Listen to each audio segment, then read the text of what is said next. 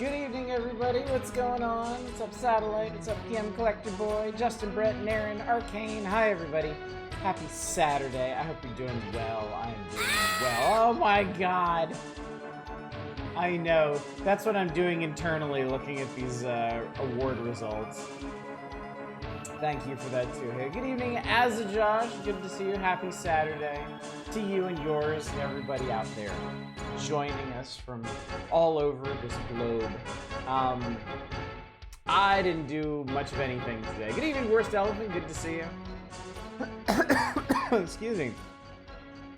My wife and my girls were out for a lot of the day, as they tend to be on Saturdays, and I use that time to play a lot of Everspace 2.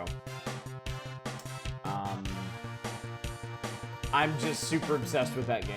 I'm getting on towards some of the best gear in the game, and it's really fun because it kind of changes the way you play, and yeah. I really, like, there's a lot of puzzling in it, which is pretty cool. Like, every solar system has locations that are basically big puzzle boxes, where you have to work out how to unlock something or get into some place, and it's really fun. It's really neat. I made a whole painting for my final project so I could avoid writing a mega essay or building a website. Only find out I still have to write 250 words for. I mean, that should be a lot easier than the painting part, right? It's just, what, like an artist statement or something?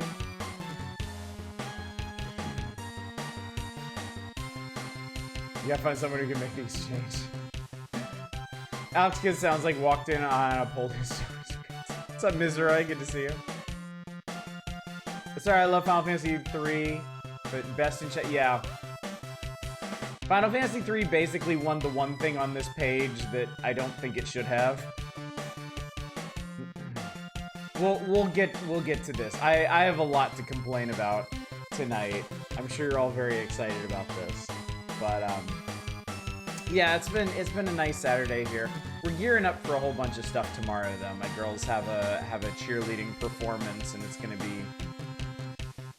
be a lot going on, so. We did do some preparation for that, and outside of that, just kind of took it easy. So, how'd Final Fantasy win most Donkey Kong awards? You know, okay, I can't resist. Let's go ahead and get into it because I gotta talk about this. Grab something I don't enjoy. A Voodoo Ranger. They get bit up there. But the particular one is only 7.5 ABV. Nice.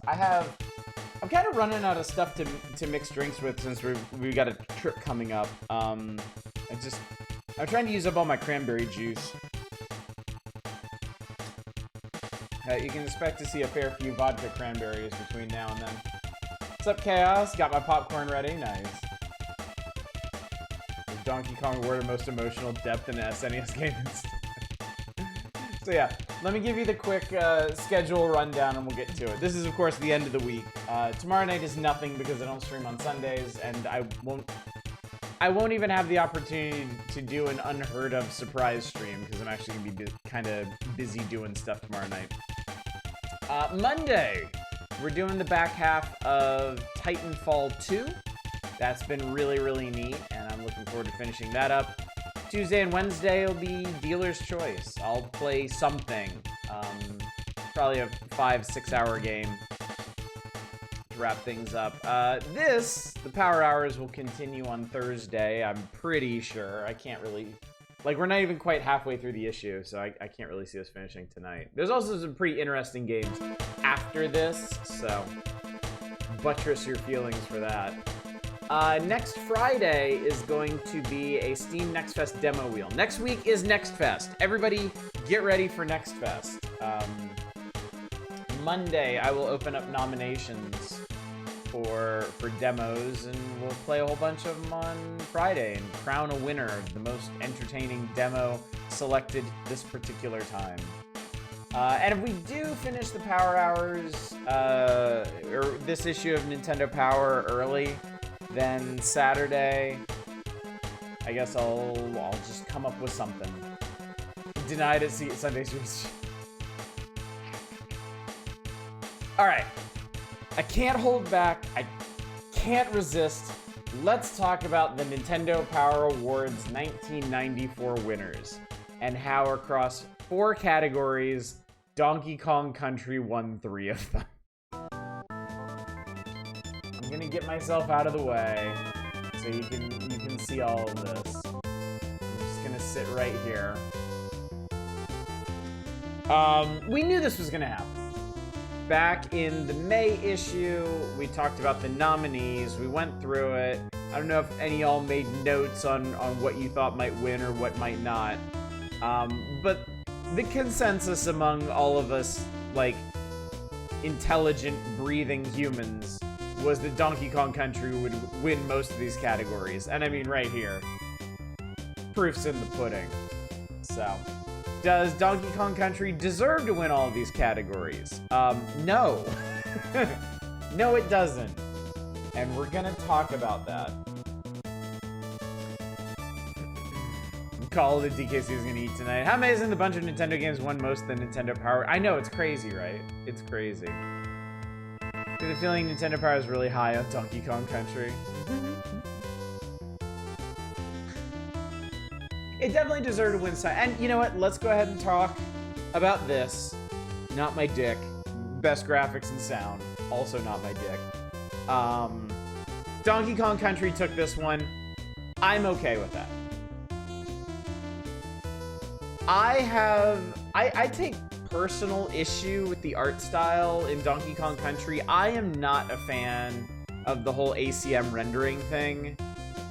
I don't really like games. I don't like the way it makes games look. Especially from this generation, where I feel like the graphics weren't quite sharp enough to really take advantage of it. That being said, Donkey Kong Country did represent a significant advancement in graphical technology. It has an excellent soundtrack, really good soundscape all the way around. So this, of all of its wins on this page, this is the one that I find to be the least contentious personally. Super Metroid placed in all of these, but not as high as I was expected from the vantage of 2025. Yeah, I think it's the simple fact that Super Metroid was early 1994 and Donkey Kong Country was late 94. Remember, this is as voted on by the highly motivated, idiotic Nintendo Power reading children of 1995. They had to fill out the player's poll card and mail it back to get their vote logged. So, of course, they're gonna vote for the most popular, most recent thing. Still giving Final Fantasy VI pixel art, and Uematsu's music was defensible. Alright, so I actually brought up on my other monitor here the nominees, so I can actually remind you of what these were up against. Well, first, Nintendo Power did see fit to write a little blurb for each of these. So, for Best Graphics and Sound, Super NES, was there ever any doubt which game would win the award for Best Graphics and Sound? Unfortunately, no. Donkey Kong Country is the first title to fully utilize the ACM rendering technique, creating graphics with incredible depth and realism. I disagree with that, but that's a me problem. I know I'm in the minority on this. Digital sound is great too. So first was Donkey Kong Country, second was Final Fantasy III, what we now know as Final Fantasy VI. I'll go ahead and get that out of my system. And third was Super Metroid. The nominees for this were DKC, Earthworm Jim, Super Metroid, Blackthorn, Lion King, Super Punch-Out!, The Adventures of Batman and Robin, and Final Fantasy III. So, I mean, they did actually get the 3 best candidates here. And yeah, I wouldn't even really argue the order they got here too, so. I'm not heated about this one, chat. On Game Boy, since Donkey Kong is the hottest thing on the Super NES, it's only natural his popularity would spill over onto the Game Boy. It's kind of an interesting perspective. And selling DK94 a bit short there, if you ask me. Donkey Kong and Mario Battle Out once again, this awesome Game Boy hit. So first Donkey Kong, second Wario Land, and third Contra the Alien Wars. There are only 5 nominees for this one. Wario Land, Donkey Kong, Daffy Duck, the Marvin Missions, Contra, and Wario Blast. Okay, so once again, it was basically Donkey Kong Land's... Wait, what?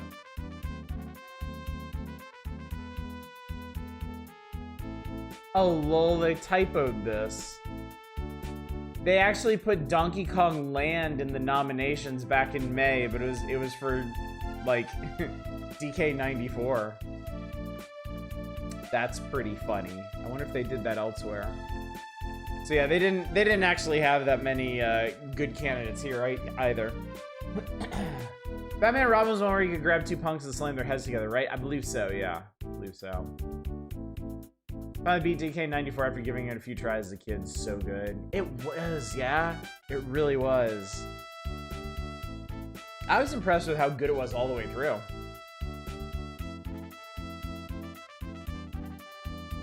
Alright, on to theme and fun.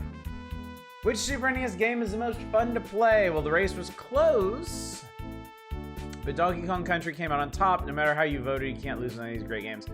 DKC. Second was Earthworm Jim, beating out Super Metroid in 3rd place.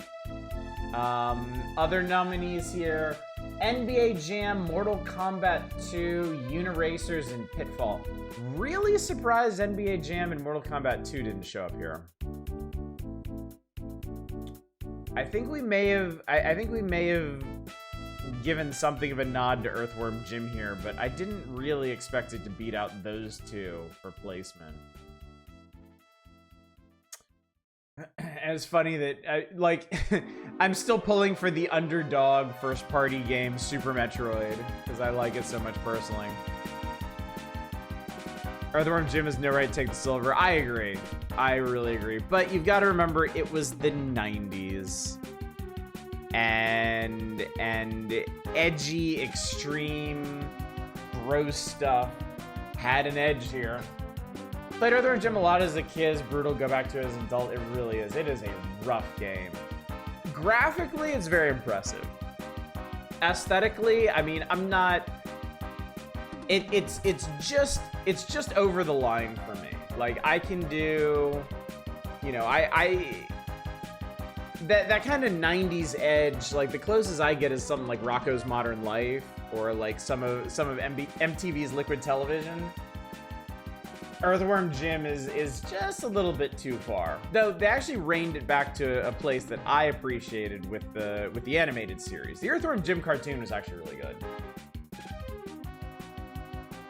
Because Super Metroid is fantastic and foundational, it is. We live here in the future where we know that while Donkey Kong Country is a solid platformer in its own right, Super Metroid is like, its shadow is long.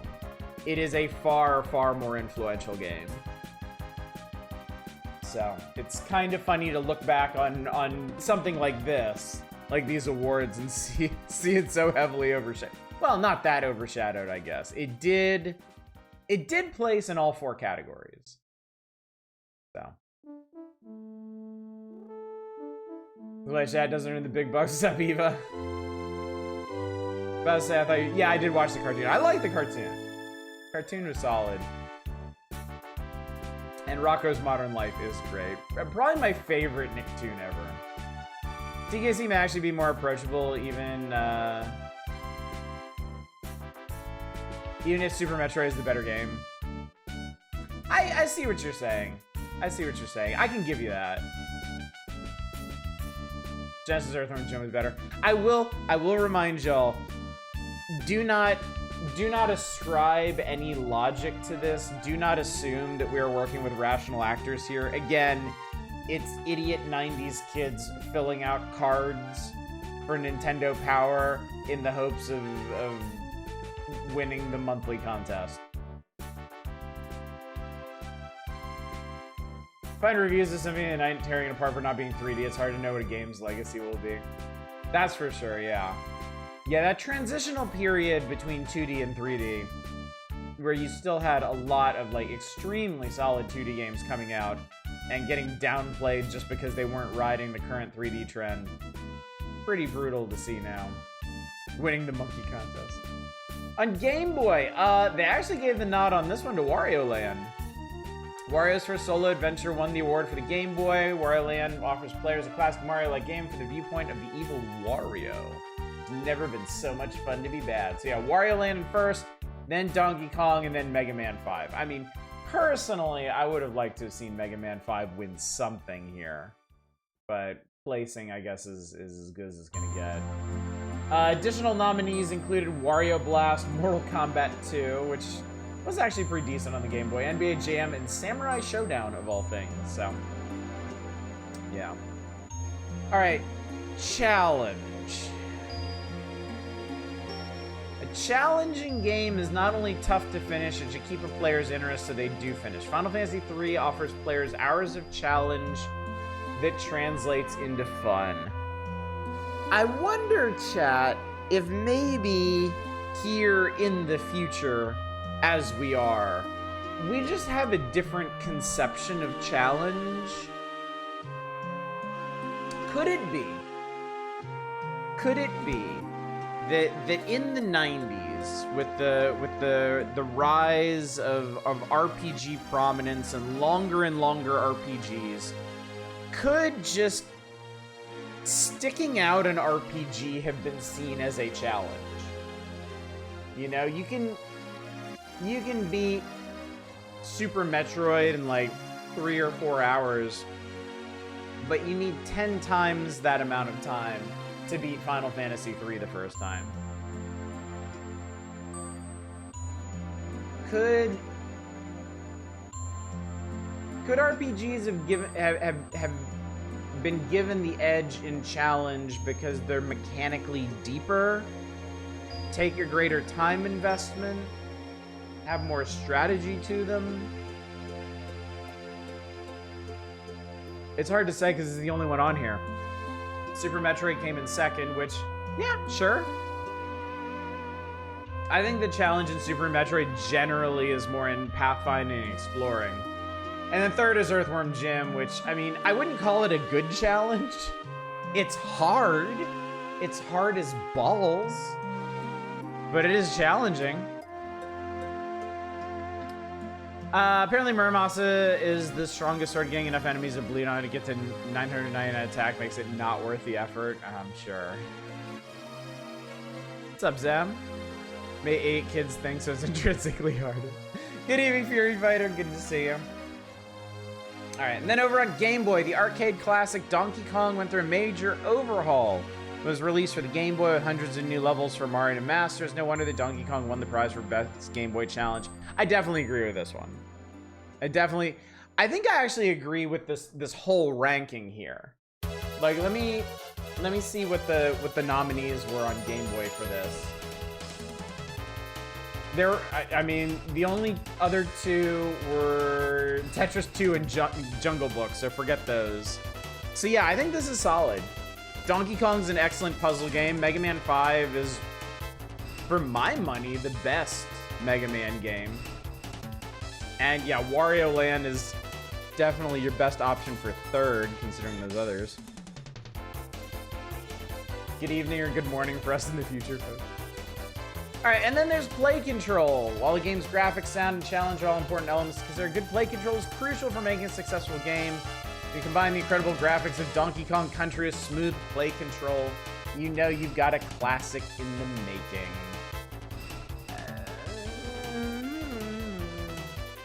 Super Metroid took second, Mega Man X2 took third. What else was there? Super Street Fighter 2, NBA Live, Uniracers, Super Punch-Out, and Earthworm Jim.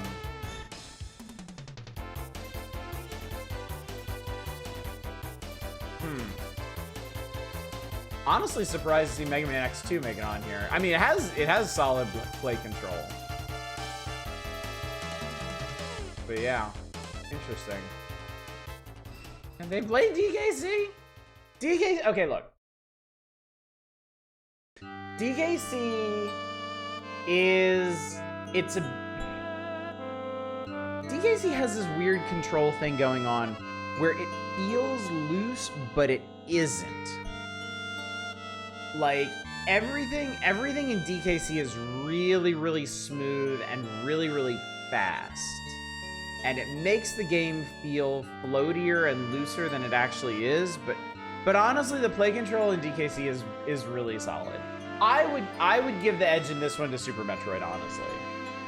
Super Metroid has, like, delightfully tight controls, and you do some really cool stuff with them too. You know, it's why their very technical wall jumping works. It's why the grapple beam works. DKC is the first example I can think of a really noticeable coyote time. Good point, yeah. And personally, I would consider that a point in its favor. I think its coyote time is very satisfying. It's honestly really fun. Makes you feel like a badass to roll off of a platform and then jump in midair. And you know, if you're going for all the secrets and letters and stuff, they make you do that too. In DK Shine Spark, I think not. Checkmate Atheist. Super Punch-Out controls really well. I agree. Super Punch-Out probably should have gotten a nod here. Coyote time is what makes ledge jumping possible. Yeah. It's more important than you might think. All right, then over on Game Boy, a rare win for Mortal Kombat 2 on Game Boy. Play control of the Game Boy version of Mortal Kombat 2 makes a strong adaptation for dedicated street fighting fans when it comes to street fighting. It's so funny. It's so funny to hear street fighting used as the genre term, especially when talking about Mortal Kombat. So yeah, Mortal Kombat won out over Donkey Kong and Wario Land. I really thought Donkey Kong would get this one, because it has nice tight controls and Mario gets a bunch of really neat moves in it that, well, again, we live here in the future where we know those moves that he got in DK94 were actually very influential throughout the rest of the Mario series. Won't argue that is really weird when you first pick it up. Yes, yeah. It definitely took me longer to get into Donkey Kong Country than other first-party Nintendo platformers. It took me a long, most of my life, really, to warm up to DKC, but I did, eventually. I love how we all know what he meant by coyote time. It's a great term. It is a wonderfully evocative term. DKC 2 added more air control. Oh yeah, Dixie has like helicopter hair or something, right? I actually found DK94's control slightly fiddly. The timing to do the big jump was sometimes a little unclear to me. That's fair. That's fair. Worst elephant, I blame you specifically for Donkey Kong taking second then. I hope you're happy with yourself.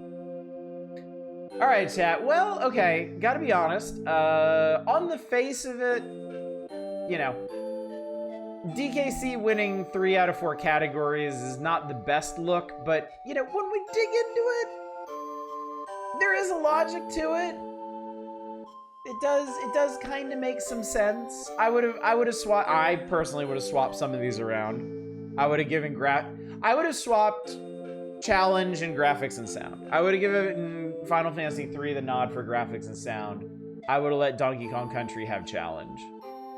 But yeah. Is that a solid game by Rare? Go figure, right? But yeah, this page doesn't make me so mad. Let's turn the page, shall we? Alright, I'm gonna go hide down here. I think this'll allow you to see everything. Pretty funny the music's crescendoing as we get here. I'm sure that's the last time DK wins tonight. Okay, so this is where things get fuzzy, because they have some really weird made-up categories here that we might have to dissect. So, also those first 4 were the only categories where they split it between SNES and Game Boy.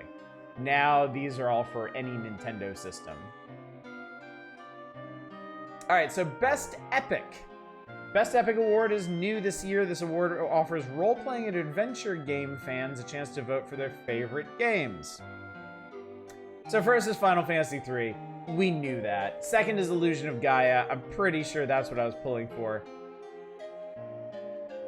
Third, though,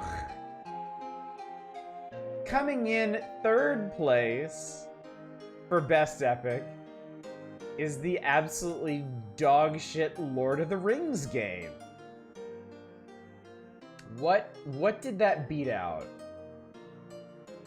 All right.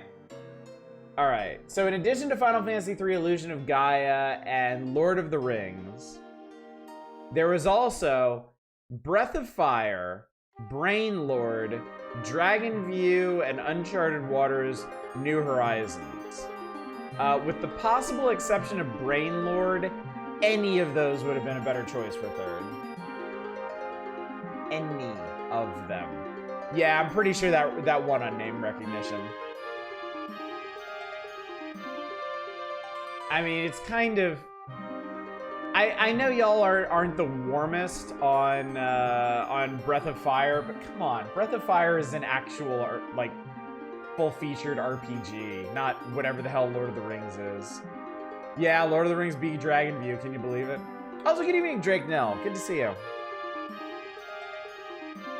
I come to join it being angry about something less depressing. Let's all be angry together at the fact that Lord of the Rings got any recognition whatsoever. These are idiot kids in the movies were miles away. Obviously, they're coming fresh off Ralph Bakshi's Lord of the Rings. Also a little odd, I remember people talking about Final Fantasy VII like JRPGs were nothing before that. Look at all that Final Fantasy III love, though. There's a reason for that. Final Fantasy VII really did a lot of work to bring new people into the JRPG fold. Like, yeah, coming up through Nintendo Power this way, we can see how the Final Fantasy series as a whole put in the work to build a Western audience for JRPGs and do so successfully. OG Final Fantasy was able to break through where Dragon Quest couldn't. Final Fantasy II was a huge upgrade and brought in a lot more people. And then Final Fantasy III was a big upgrade on that. That all being said, it all pales in comparison to what Final Fantasy VII accomplished. Like, I'm not the biggest Final Fantasy VII fan in the world, but I would be a fool to deny its historical significance. Not just in the JRPG space, not just in the RPG space, in the gaming space as a whole. Played all the way through Breath of Fire 1, not 5 minutes to that. Lord of the Rings, yeah, same. Brainlord is a textbook definition, but Brainlord is weird, man. Love the Hobbit Lord of the Rings cartoons as a kid. I missed out on them. 7 had a ridiculous budget, usually gets big recognition. I mean, 7 was in the right place at the right time and was really bolder than it had any right to be. It was a huge swerve for a popular series. Graphically, mechanically, narratively. Like, it was... 7 was a big deal. You cannot overstate how impactful Final Fantasy VII was. And now the remake's doing it again, yeah. And pulling players into Magic the Gathering. Will Final Fantasy VII ever die? No. Fine, whatever your favorite Final Fantasy is, I think it can be argued Final Fantasy VII is the big one. It is the biggest Final Fantasy. It's probably the one that more people know, that has the most fans.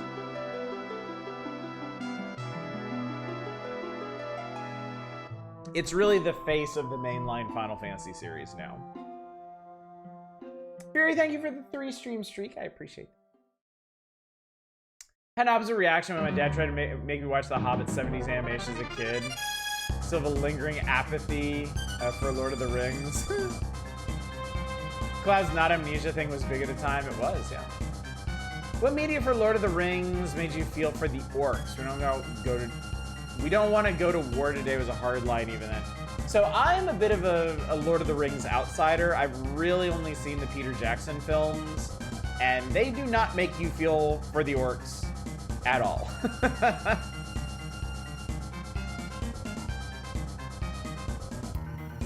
Stream bad games today, chat Mancy. Play. Alright, moving on. Moving on to Best Tournament Fighter. We gave the RPG fans a chance to vote, so it's only natural that the fighting game players got their chance as well. Mortal Kombat 2 took this one. Super Street Fighter 2 took second, which I think some people predicted. I didn't. And then C2 Judgment Play in third. These were up against... Oh, there are only 6. Alright, your other 3 options were Fatal Fury 2, Samurai Showdown, and Brutal Paws of Fury. I would have given it to one of the SNK games over C2 Judgment Play, but I don't blame 90s kids for swinging this direction, frankly. Yeah, sorry SNK fan. It's okay. It's okay. We're used to it. We've had decades of getting used to it. Brutal should have easily taken first. Pit Fighter should have been. Pit Fighter was 93, wasn't it? Nice try, Eva. Alright, best sports game. It's NBA Jam.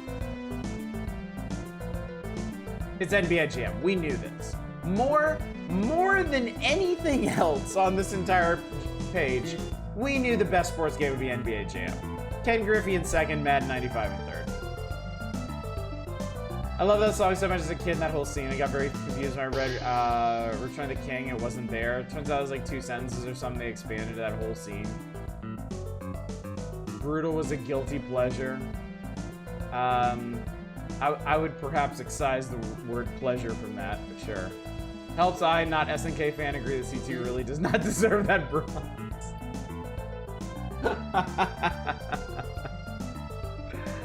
Oh god. Alright, best multiplayer game. Which game gave you and your friends the most fun for your buck? Is NBA Jam. I don't think there were many good options for this one. I think NBA Jam was another really obvious one here. Super Bomberman 2, NBA Jam, NBA Live, Uniracers, WWF Raw, Wario Blast. Yeah, NBA Jam was winning this one. I'm happy to see Super Bomberman 2 in second. I love Bomberman. And I actually love Bomberman multiplayer. Uniracers in third, whatever, I don't care. And then this is where it gets weird, chat. This is where they started just best hero, worst villain, best goodie, worst baddie, all this shit. So let's just plow through this. This is best hero for 1994. It's Donkey Kong, followed by Diddy Kong, followed by Samus. Did we predict that? Wow, okay. Alright, chat. Check it. Samus beat out Earthworm Jim, Mega Man, Luke Skywalker, Firebrand, and Spider-Man. I remember having this discussion back in the May issue. People really thought the movie characters or comic book characters would have the name recognition to get on there, but Samus watched them all. Aughts kids will never understand Bomberman. I know. I would hope Samus can beat a villain in a hero competition. Speaking of worst villain, Kefka took this one. I'm happy to see that. Followed by King K. Rool and Carnage. And then I feel like all of these are just kind of weird toss-ups. Best Goodie. The Best Goodie award goes to the most popular good guy that isn't quite the main hero of the games. Interceptor from Final Fantasy III. That's Shadow's dog. If I remember correctly, half of the nominees for this category were from Donkey Kong Country. On Guard, Rambi, Interceptor, the Edecoons, Wicket, Frankie Kong, and yeah, fully half of the nominees for this category were straight from Donkey Kong Country. And yet Interceptor beat them all out. I can hear that dog just by looking at them. Yeah. What does King K. Rool do besides steal food and be ugly? Attempted genocide. Also a pretty big asshole of the final boss. His fight is rather tedious. I recall our conversation about Kefka is the biggest villain of all the options. He is, yes. He definitely is. And I'm willing to set aside my own personal gripes about his characterization and his background, just to get that good Final Fantasy III representation. Did they ever prove Cranky was the OG donkey? That's Nintendo Power's position. I don't know if there was ever any proof offered. Kefka looks at King K. Rool's attempted genocide. Alright, worst baddie. As with the best goodie award, the worst baddie award goes to the most evil henchman. Rock Croc. I'm pretty okay with this one. I'm pretty okay with this one. They are the creepiest, most disturbing enemy in DKC. And I think that's worth a note. Ultras probably should have won it, but Final Fantasy III is doing better than I thought it would here, so you know what? It's fine. It's fine. And then the Silver Space Pirate from Super Metroid. Cranky doesn't want to miss his debut as kidnapping a woman and chucking barrels at Mario. Oh yeah. Not a good look, is it? Not a good look.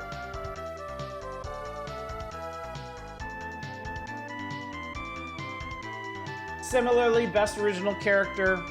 Earthworm Jim took this one over a whole bunch of DKC characters. Never really give lore on it. There's never really stopped being the idea behind Cranky. It still has a line referencing in Bonanza. Thank goodness Rock Croc's creepiness has been acknowledged. I know, right? I was sweating going into tonight, but I can sleep easy now. Ultros is the best baddie in our heart. It's true.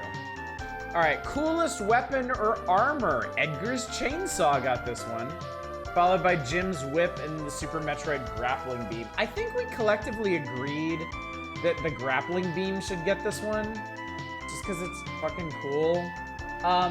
The full nominees for this one were the grappling beam, Edgar's chainsaw, lightsaber, Spidey's web shot, Jim's whip, the X-ray scope from Super Metroid, and the Moogle charm from Final Fantasy III. So, a weird eclectic grouping, but yeah. Yeah, Jim's whip is just Jim, yeah. He takes himself out of his suit and whips with him. I pulled Ultros in the pre-release and couldn't justify using him. I was sad. Aw, I had him, the Emperor, and Shantoto. None of the spells they all wanted. Edgar's chainsaw is inferior to his drill. Can't rely on this. No, I agree. I agree. It is cooler though. I mean, half the time Edgar dresses up like he puts on a fucking hockey mask and tries to saw people in half. It's great. DKZ got second on best setting or story. The setting is jungle. Yeah, best setting or story. Final Fantasy III, thank God, won this. Super Metroid is here, but DKC in second? What were these up against? Final Fantasy III, Earthworm Jim, Donkey Kong Country, Illusion of Gaia, Blackthorn, Super Metroid, Super Return of the Jedi, and Demon's Crest. I'm sorry. Donkey Kong Country should have gotten blown the fuck out here. It should have placed like 6th. Again, name recognition. What? My bananas. Does the dude from Final Fantasy III Suplex count as a cool weapon? It should have. This was okay. 1995 was kind of before the rise of memes, so yeah, I don't think like the Sabin suplexing a train had really caught on at this point. This feels hashtag rigged. Similarly, I had 2 of the Chocobo racetrack on commons, but green anything was uneven. No. Got to have an epic turn where Gilgamesh down 3 equipment in one go. Wow. Also the Kefka's tower card, but black was kind of weak too. And then coolest transportation, Setzer's airship gets the nod on this one, followed by the jet bike and the forest speeder from Super Return of the Jedi. These are fine. These are okay. And then best move. This one, I remember this one was a bunch of bullshit. Best move was between the Crystal Flash from Super Metroid, the Space Jump from Super Metroid, the 360 Reverse Slam from NBA Live, the Barrel Shot from DKC, the Helicopter Jam from NBA Jam, the Nasal Burst from NK2, and the Earbox from Super Punch-Out. So, I mean, I think Crystal Flash kind of wins this one by default, because everything else is kind of stupid and weird. Best move is where Oddish Rage quits. Fun fact, 95% of the Odds polled were primates and loved bananas and had the last name Kong. Coolest transportations have been Rambi from DKC, clearly. And then best overall, of course, is Donkey Kong Country. The greatest game of all time. Hands down. Sorry to everything that came after. DKC faux life. Final Fantasy 3 in second, as it should be. Super Metroid in third. I mean, I hate to be a broken record here, but we live here in the future where we know that Super Metroid was a far more impactful game than either first or second place. I hate to admit it, but of these three games, Super Metroid cast the longest shadow. Super Metroid really was a sea change moment for games, but we couldn't know it at the time because that influence had to filter down through the ages to other developers. I love Final Fantasy 3. You gotta flip that ordering. You really do, yeah. You really do. DKC was pretty influential for mascot platformers, I would say. Really? I mean, he's like more so than Sonic?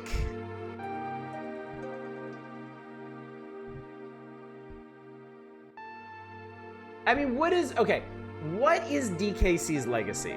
It got 2 more games on Super Nintendo, and then a scattering of games since then.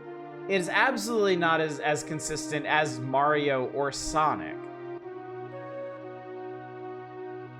Thought DKC would have no Pepsi Man.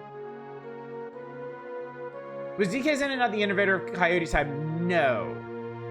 No. DKC was not the originator of Coyote Time. It's just the most conspicuous about it. Miss Ray wins the internet. Pretty subtle, though, compared to named and defined a major genre. Yeah. Don't get me wrong, DKC was a fun game. Feels way overblown. Good evening, Light Retro Spice-O. Good to see you. Coyote Time. Coyote Time is the mechanic in platformers where you run off a platform, but you don't start falling immediately. You have like a tiny grace period to jump. Named for Wile E. Coyote, famous for running off of cliffs and not falling until he realizes it's time to fall. Yeah, Donkey Kong, like... Alright, I'm gonna look this up. Because I actually want to know where Coyote Time started. I thought it started with one of the Mario games.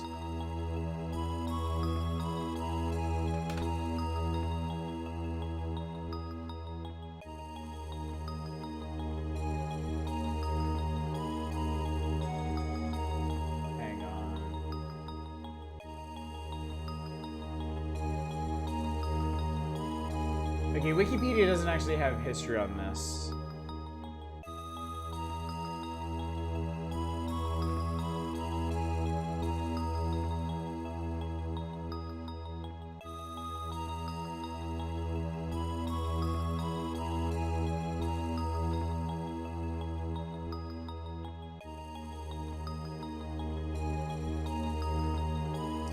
Seems like there's no clear answer on this.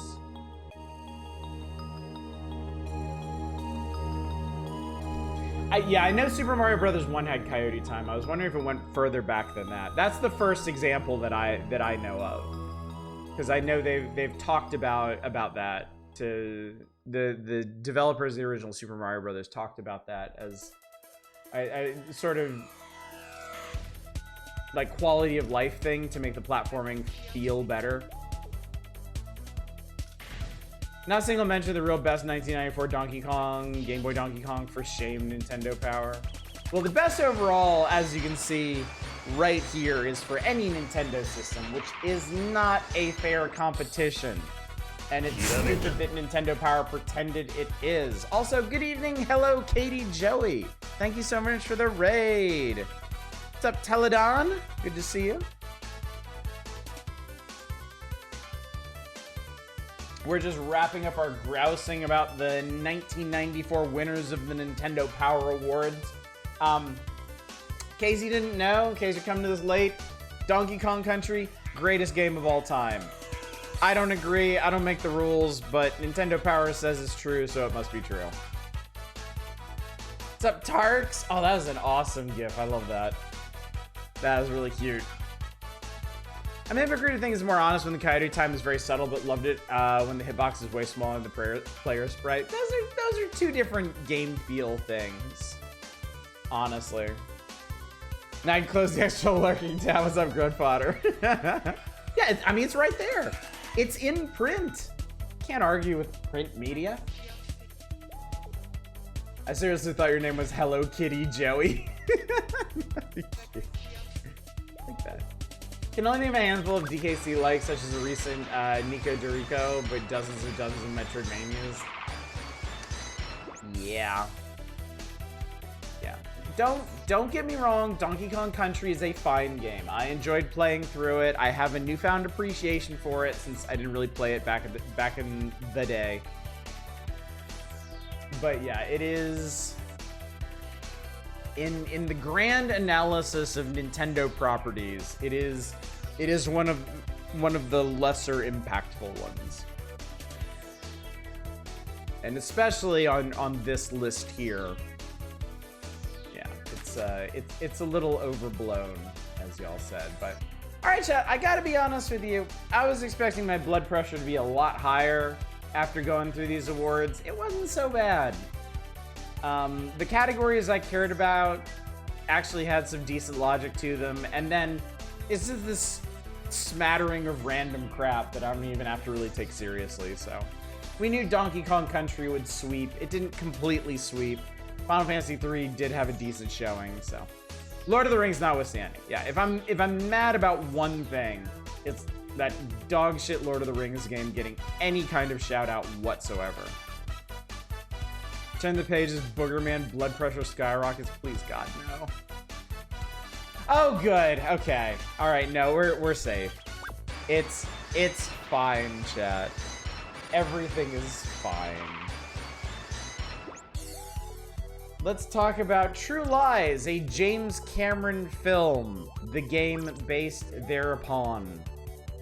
Welcome to the Omega Sector, the last line of defense in the free world. Mild-mannered computer salesman Harry Okay, hang on. Can I just... Y'all have seen True Lies, right? It's not just me, right? We've all seen this, yeah.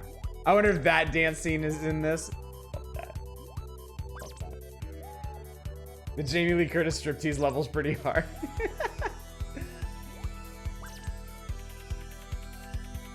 The conceit that Jamie Lee Curtis could be married to Arnold Schwarzenegger and not recognize that there was something weird going on there is fucking hilarious to me. It is so funny. Yeah, he's obviously some like nerdy, wimpy computer salesman. Obviously, just look at him. You've never seen this movie? It's a fun time. It probably hasn't aged that well, especially in terms of the villain. But I enjoyed it as a kid. Jamie Lee Curtis is really hot in this. Really hot. So that's a big plus. 6'5" and 300 pounds of beefcake, but sure he does IT, yeah. So Arnold, him acting weird is probably normal. Watch party next weekend. That's a good idea. Yeah, it's a fun movie, but it's not a good movie. All right, so anyway, mild-mannered computer salesman Harry Tasker and Albert Gibson lead a double life as secret agents. Abu Aziz, the leader of the terrorist group Crimson Jihad. Yeah, it probably hasn't aged that well, chat. Has stolen several nuclear warheads from the former Soviet Republic of Kazakhstan. When Aziz and his fanatical group threatened to systematically detonate the weapons in cities around the world, Harry and Gib are the only people to stand between Aziz and total nuclear chaos. Guide Harry as he engages Aziz's army on the ground and the air. The 16 megabit password-backed thriller from LJN provides action game fans with 10 levels of nail-biting drama. The storyline is so large and detailed, this month's issue only has room to review the first 3 levels. This game is rated for players ages 13 to adult. Sign up now next Saturday in Discord Fake Truth, the watch party. There's a commercial where he's going, I don't need to hide my stogies, unlike you. Looks like this has some pretty neat cutscenes. I've actually always wanted to try this one. I got a soft spot for these like detailed, top-down pixel art games. And it seems like this might have some slightly more involved mechanics than just running around blasting shit. But we start with the party in the chateau. Party crashers are shot here, so keep a low profile. The sentries wearing blue suits fire only if fired upon. All the other guards are trained to shoot first and ask questions after the target stops moving. Get extra ammunition and firepower by exploring all the rooms of this huge mansion. There are innocents. Do not kill the innocents. Lots of hidden weapons. After you download the computer information, you gotta escape. There's a scene in a mall. Okay, there's a lock button that allows Harry to face one direction while moving in another. That's cool. That's handy. Some wacky, uncomfortable scenes with decent film. I mean, I enjoyed it. I definitely enjoyed it as a kid. There's some solid action. There's some good humor. Arnold's fun. Jamie Lee Curtis is fun. Yeah, there are some elements that haven't aged that well. There's probably some kind of iffy jokes in there too, but I mean it's the 90s. You know how that goes. And then the boss is in the bathroom. You need to destroy the stall doors so the enemies will stop spawning in there, which is kind of weird. And then there's a giant park maze. This looks super fun.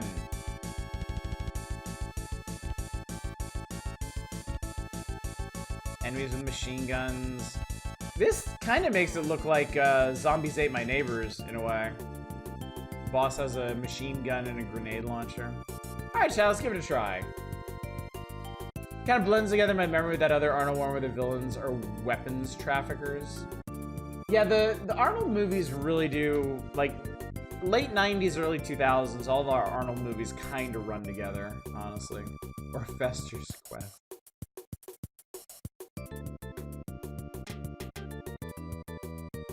It's getting Fester's Quest vibes, too. Well, hopefully it plays better.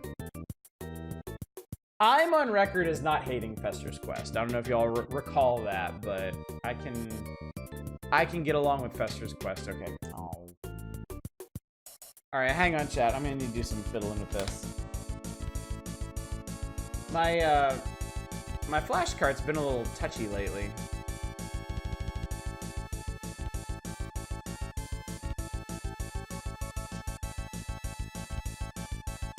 Something about the way it sits in here, it doesn't connect right. That's why the whole no bump table thing.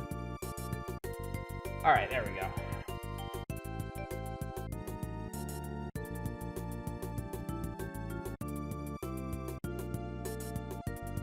True Lies. All right. Gaming chat. Video games. Oh boy. Still think a bit in Lethal Weapon 2 or Leo and Murtaugh cause attraction in the South African embassy is very ridiculous. You know, I've never seen the Lethal Weapon films. New game. Harry emerges from the icy waters and onto the chateau grounds undetected.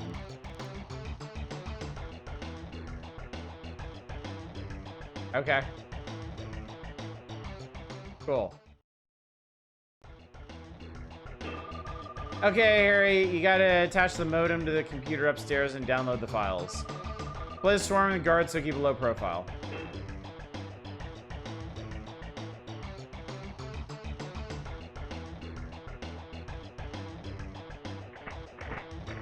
It's a pretty decent Pixel Arnold likeness. Those are some good Arnie sprites, aren't they?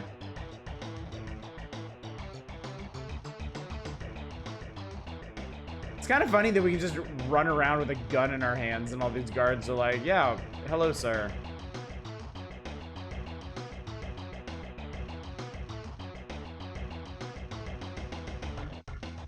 It's a 5-head. Not inaccurate.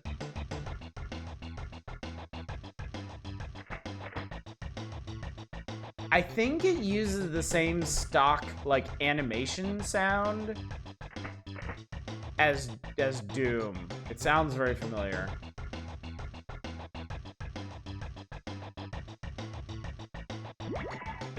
Harry, you found a security pass card. You can use it to get through locked doors. Party place must be popping for all these guards walking around with guns and no one's the least bit anxious. They're probably all on Quaaludes or something.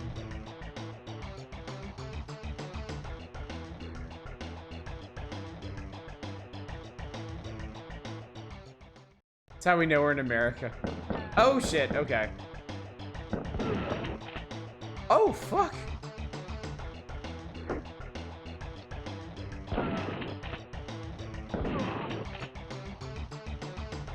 I forgot we're in the post-Mortal Kombat 2 gaming world.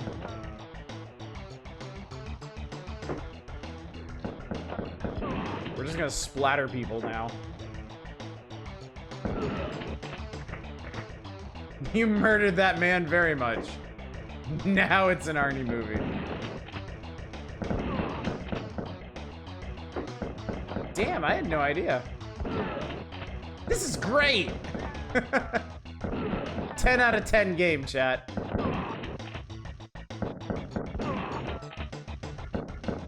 I was about to say. Oh,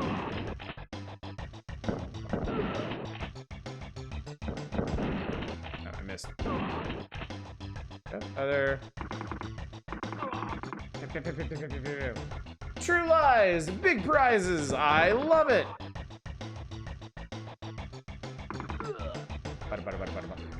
There's an Omega in there. Can I get it? Heard this game was one of Ocean's few good ones, so you picked it. Pretty fun so far.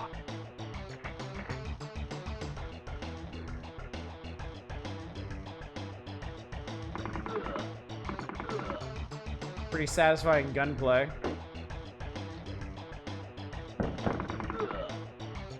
These are terrible guards, though. I'd buy True Lies for $1. His individual weapon sprites, that's pretty rare. That's right.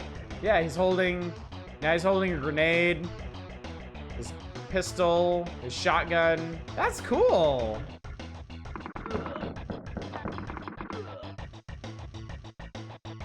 Good show, LJN.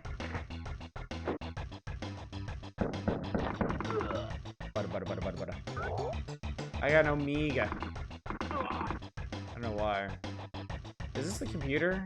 Yes. Good work, Harry. The modem is connected and we're downloading the information.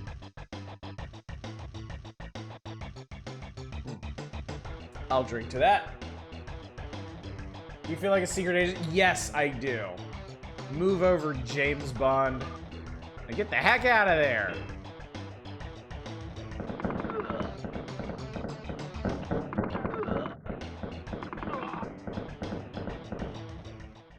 It's not a Truma.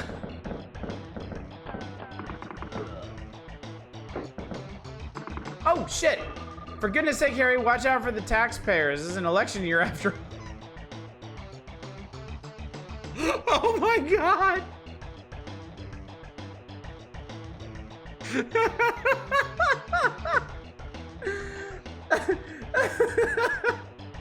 This is a modern game. This is where you fight off several waves of enemies while the modem downloads stuff. I'm sorry, this is an incredible freeze frame right here. I just murdered that woman in cold blood. And it's like, oh, come on, man, it's election year. You'll never become governor of California now. Yeah. Okay, it's okay, it's okay. I get, it's 3 strikes and you're out with innocence. I almost killed that yuppie.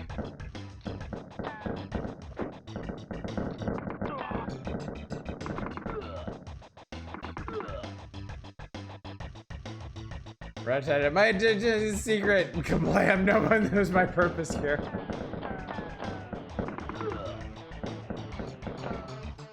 Implication that all murderers with guns don't pay their taxes. Ah, he's hiding. That's cute.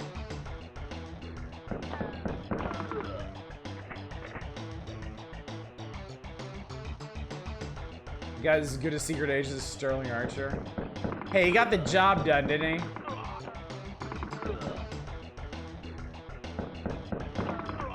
I'm going the right way.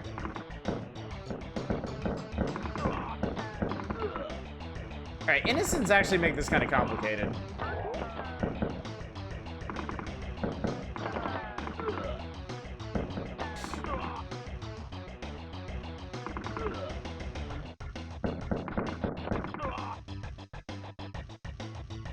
Do you have a dodge roll? Do I have a dodge roll? I do! Oh my god, I have a dodge roll. Oh, that's a really well animated dodge roll. Oh, that's awesome. Ah, shit.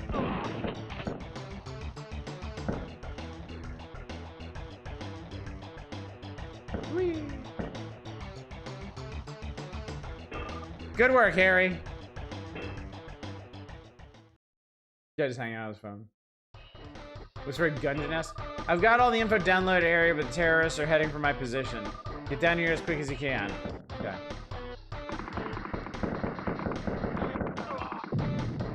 Whoa, what the hell?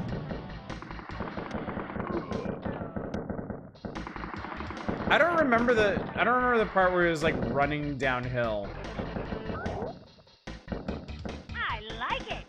I do too. Street Light is a shockingly competent version. This is honestly really fun. This is honestly a very fun game.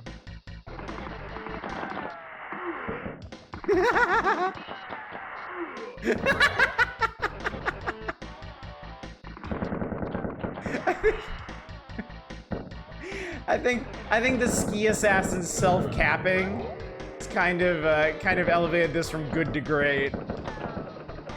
Sonny Bono.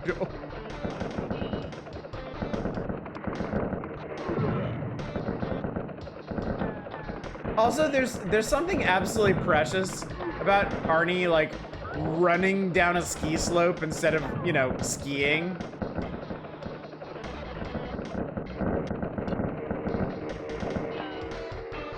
You took your sweet time. Get in the van. They're still closing in. I just got a call from Omega. We're needed back in the States ASAP. Looks fun. The right kind of schlock you don't think about too hard. Just go nuts. Kind of fun. Yeah, exactly. Exactly. Okay. So that was 1 stage out of 10. That's not bad. Not bad for this era. Harry corners the Crimson Jihad ringleader Aziz in the mall. Pretty good digitized scenes too. Yeah, this is totally fun.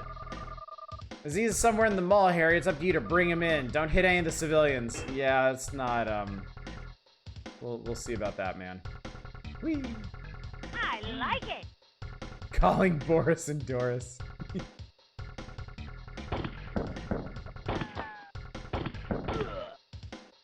Okay. Yeah. Oh god. Oh Jesus. Okay, this is actually cool. This actually requires a degree of strategy not to hit the innocents. Like you can't just blaze away at these dudes. And I mean, these animations are great. I love the way this game looks. Can I have a Cinnabon? No, it's too expensive. Oh god. Like, if these guys dodge out of the way, it's like terrifying. Like, where's that bullet gonna end up? Ah! God damn it, god damn it.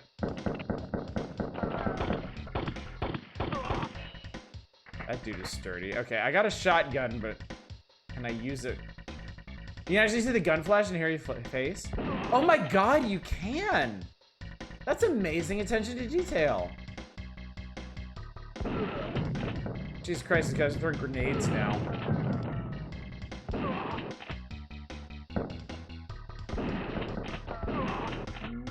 I really need that help.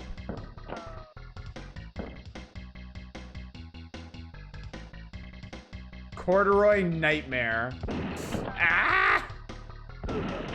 Had to make sure all those pellets went in that guy's face. Humor gap? Oh. Oh, Harry. Watch it, Harry. You only have 3 lives left. Oh. Oh. Oh, you revive on the spot. Oh, that's cool. That's really nice.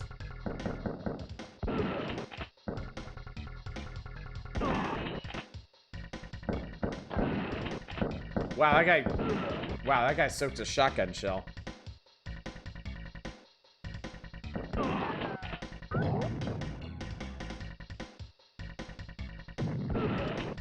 I didn't read in the feature what the Omega symbols are. Did any of y'all catch that? Are they extra lives or continues or something?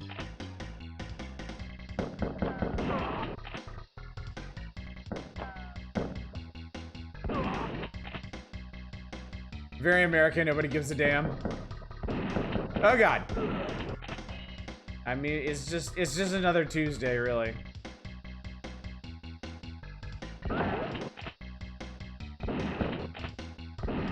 These guys are in pain, wow.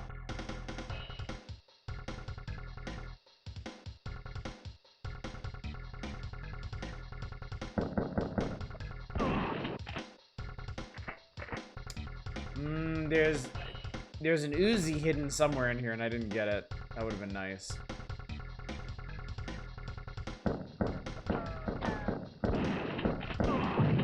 Those guys are fuckers.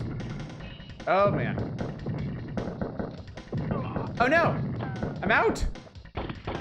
Oh no! Oh Harry. Oh Harry. There was health around here somewhere.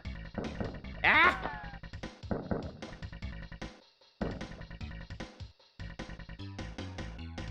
Woo! Hey, say, but LJN made a good game. I know, unthinkable, right? Yet here we are. Oh god. Grandma, watch out. Shit. It's fairly challenging, too.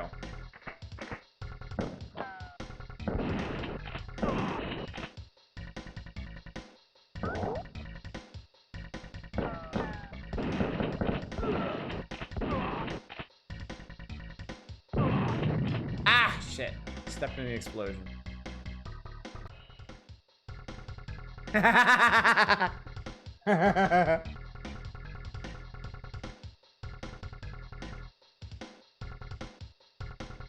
This game has style.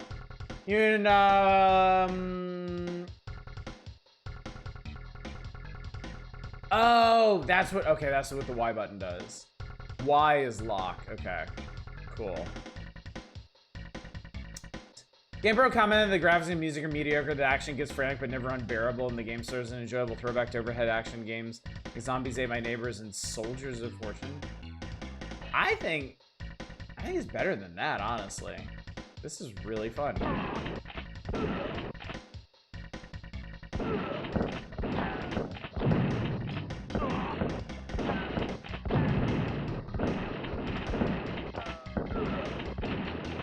Harry, no!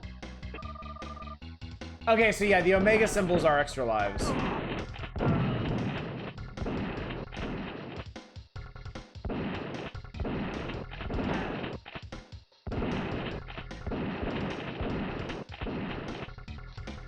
I'm out.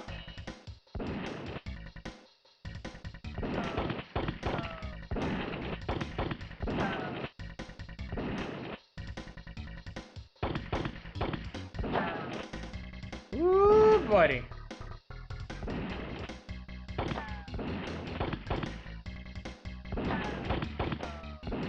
This is a tricky fight.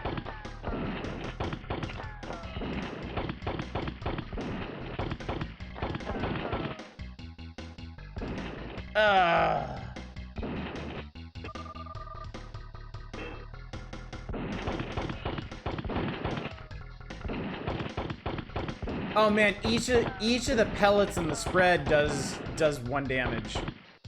That's brutal.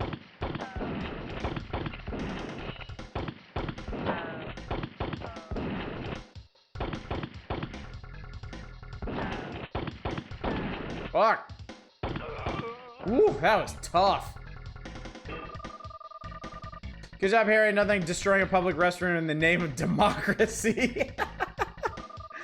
I hate to say it, but Aziz escaped during a little skirmish. I just got a call from our surveillance team. They say he's heading for the park. I have a password to the mission selection or anything. No, that's fine.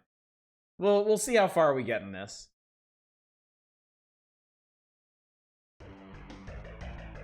Harry takes to horseback. I don't remember that scene. As the wily Aziz attempts his escape. Pressing B button while rolling allows you to come out of the roll shooting. Ooh, cool. Aziz is somewhere in this park. Chances are I'll be heading for the north exit. There's a possibility he has backup, so take care. There's a possibility he has backup, chat.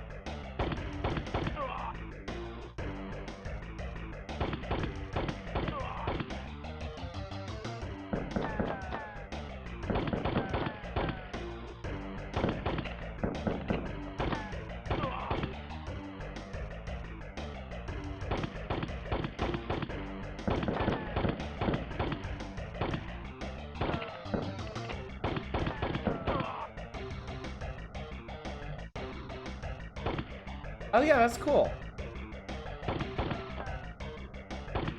He actually has a special, like, crouching shoot animation.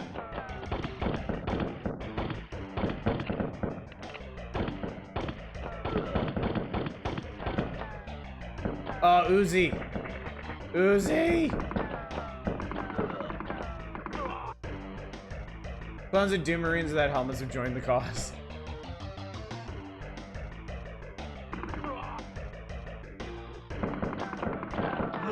Oh my god, did you see that? With the Uzi? If you stand still and fire? Dude, that's so cool.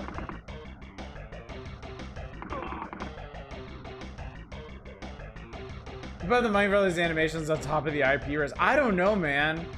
Somebody LJN was like, we're gonna do this one right. We're gonna do the best goddamn True Lies games you've ever seen.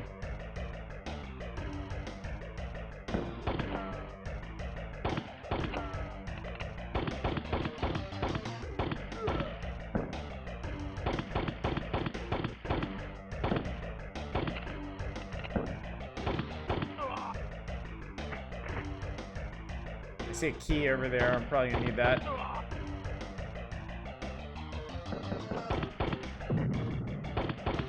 Ah, oh, shit. Ha! We only got 1 life left.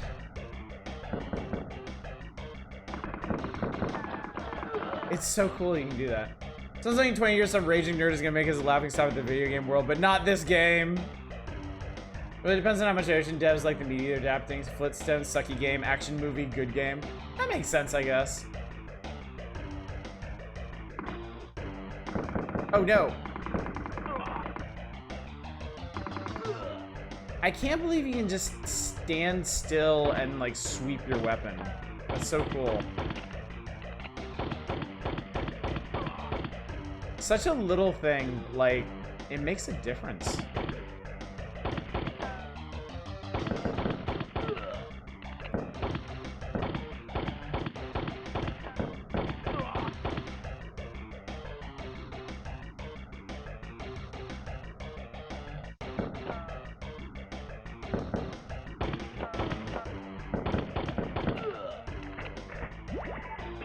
Well done, Harry. You found a gate key.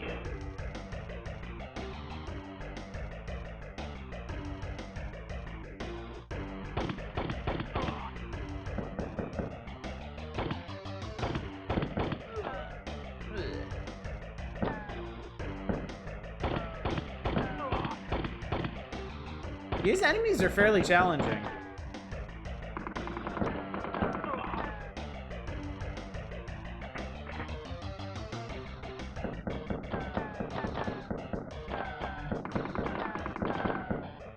Aww. This is your last life, Harry.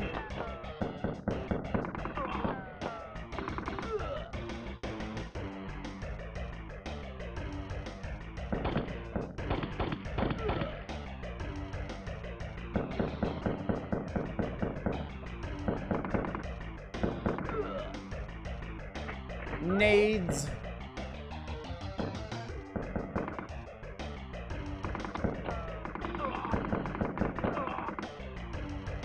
I will never get tired of that.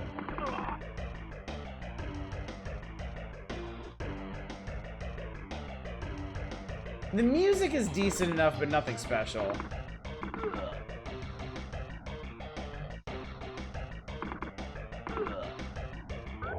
This is just Doom. I'm out. I'm out. Ah!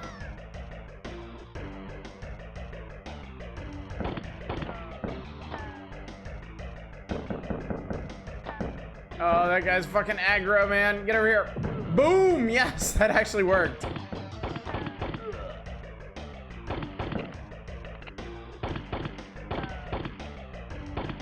Yeah, even basic mooks really move to like find cover and get out of your line of sight.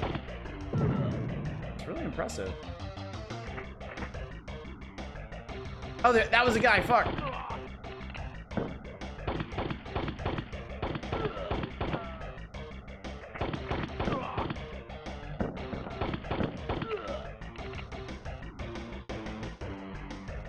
Oh, I found the boss.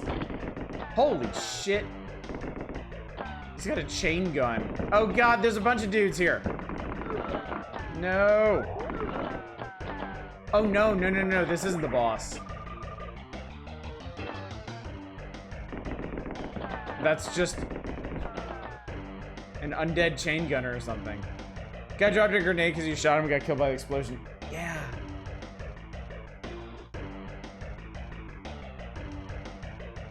Like, this is a genuinely impressive game. I am really surprised at how cool this is. Also, there's a guy behind that tree, and I was just like, nah, whatever. Shoddy.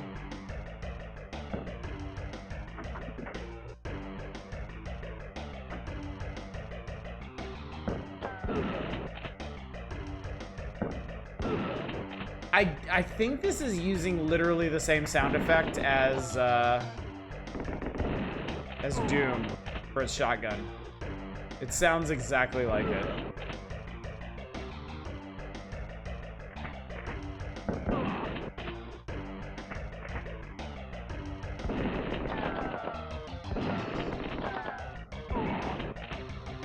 Are there any more gameplay change-ups like with the downslope helicopter chase? Yeah, I wonder.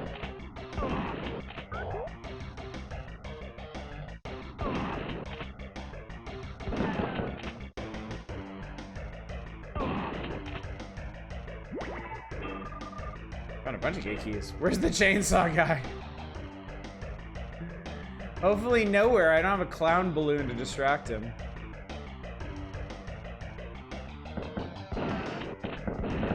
Oh shit. Oh fuck.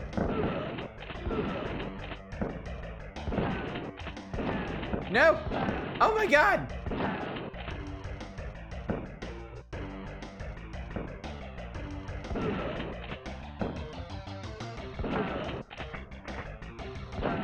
Shit.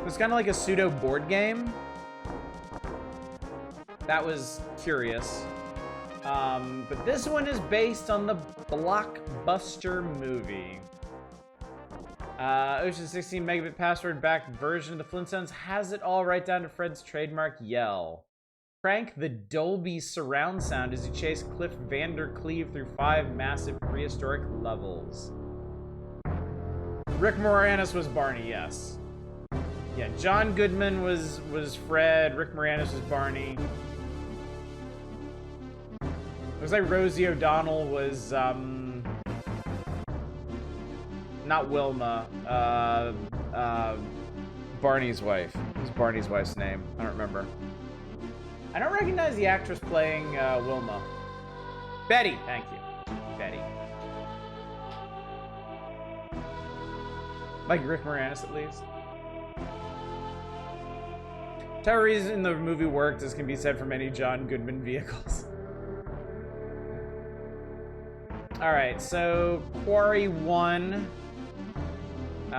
Race against the clock to grab as many gems as you can and get to the end of the stage. Besides the usual running and jumping, Fred can swing a club, throw rocks, and roll bowling balls to defeat enemies. And then there's another quarry. And then there's the town of Bedrock. And then there's a jungle, and then another jungle, and then another jungle. 3 stages of volcano, 3 stages of machine? Chat, I never watched the Flintstones movie. What's the story? I don't know who Cliff Vandercleave is. Apparently he has a cave-making machine. We need actors getting licked by latex animatronic monstrosities and scream. We truly left that behind decades ago, didn't we? And we're all the poorer for it.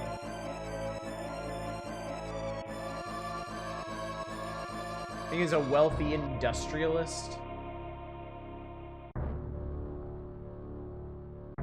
Wilma was Elizabeth Perkins. You might remember as the love interest. Tom Hanks. Oh, yeah, okay. Okay, I gotcha. Gotcha. What is this song from? This song is from Megalomania, a 1991-92 game from Sensible Software.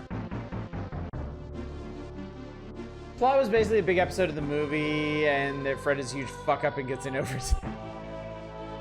Fair enough. I think that about covers it. Well, if y'all are cool, we'll just scoop past this one to classified information. This is where I learned about the Shoryuken in Mega Man X2. Cliff was Kyle MacLachlan? Really? Okay, I might have to look up some clips of that. I'm curious now. Alright, so there's a big breakdown. Yeah, those players who played Mega Man X remember the secret trick that allowed Mega Man to throw a fireball like Ken and Ryu from Street Fighter 2. Same agent who discovered that trick has found another Street Fighter 2 crossover in Mega Man X2. You can learn the Dragon Punch. Yeah, no, the secret's a big-ass pain to get. You gotta do some fancy freezing of enemies to make platforms to even get into that area of the stage. And then there's a bunch of like complex air dashing and stuff to do. Halle Berry played a seductress named, I kid you not, Sharon Stone. They didn't... Did they... They didn't, like, parody the Basic Instinct scene, did they? Did they? Because that sounds like a terrible setup for that. Yeah, probably not. I hope not. I don't know. Some 90s movies were on some... I know, but some 90s movies were on some crazy shit, okay? Some 90s movies put some sketchy stuff in there to get laughs out of the parents, because the kids aren't going to know what it's parodying. Yeah, even Bugs Bunny parodied that scene.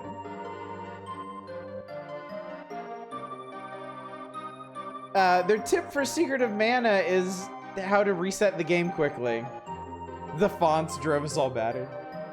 Hold LR and select and then press start and it resets the game. Cool, great. Cheats for Earthworm Jim. Behind my head here is Art of Fighting. You can skip to the end credits, and then Brutal has a code to play as the final boss. Dalai Lama. But who would actually want to do that? Quarterback Club. Let's play Hidden Teams. Mech Warrior. Interesting. Found a way to collect an extra million C-bills with hardly any effort at all. Start a new game. Take the following 4 missions in this order. If you complete all 4 missions without ever talking to Cyril, go to the 00 Club and speak with Larman Sholas to receive the... Oh, that's interesting. I wonder if there's a story reason for that. I'd love for them to have done so, and the shot is just the head of a saber-toothed tiger. It's a living. That would have been amazing. Pack codes for Pac-Man 2. Oh, these codes let you play, like, secret game modes.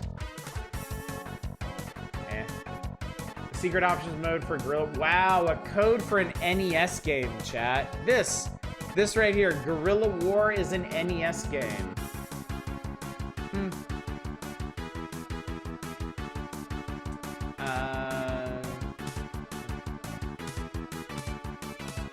Super Mario Land 2 one. When the title screen appears on Super Mario Land 2, hold up, select, and the B button in that order. Continue holding the buttons until the screen changes. You go to the normal demo screen, but now you'll be able to play it. You only have 60 seconds to play before the game freezes up. Oh, that's interesting. I like to give the secret to playing good games except Pac-Man 2. There's a fun NES game too. You play as Castro and Shay. Oh, no kidding. Really? Really? Really? Chat, I'll be honest with you. I don't want to play fucking Pac-Man 2. I want to play fucking Guerrilla War. God damn it.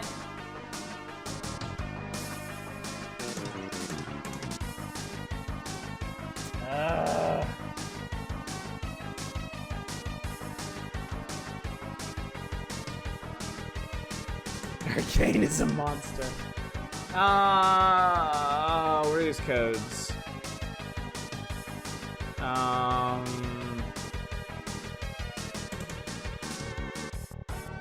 Thank you, Deepbot. Except we have to do this bullshit first. All right, we'll do Miss Pac-Man and that's it.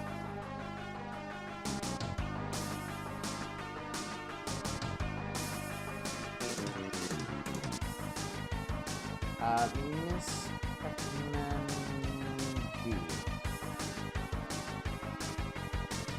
What the fuck is this song? This is from Metal Max 2.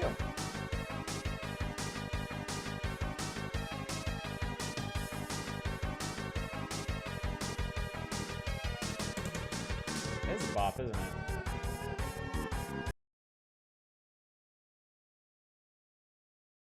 Friends did a session with Cuba Libre a few months back, but sadly missed out.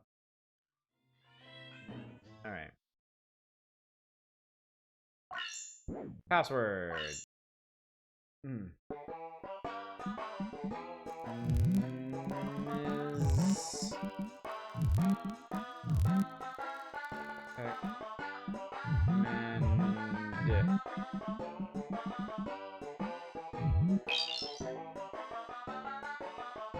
Can we just play some Miss Pac-Man?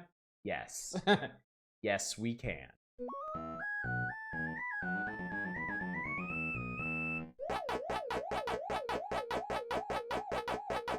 Who's getting the new Pac-Man? The Metroidvania looking one?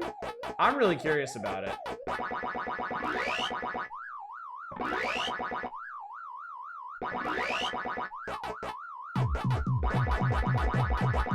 Wow, those are some bumpin' cherries. Holy shit. God damn it, god damn it, god damn it, god damn it, god damn it. Ah! Is there a difference between regular and Miss Pac-Man? Yes. Oh, shit. Yes, but I don't remember what it is.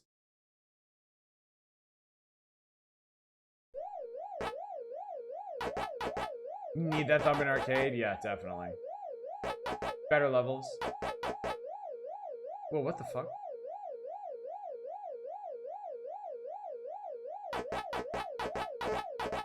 This Pac-Man is cooler, also true.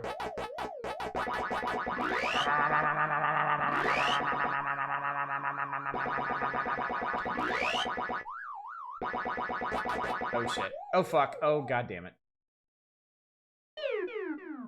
I'm not very good at Pac-Man.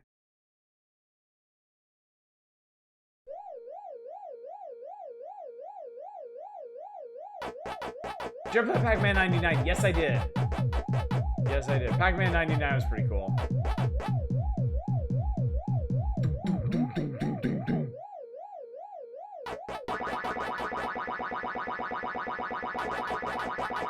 No need to whisper, we noticed already.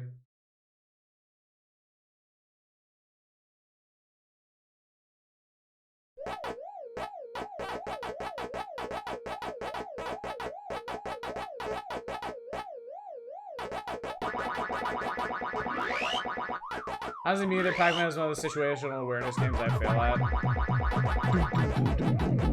Ah! Jesus Christ!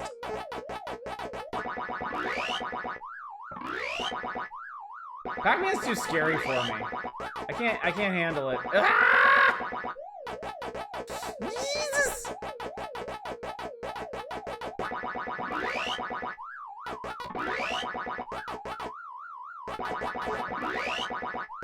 Oh Christ! Wait! B. What?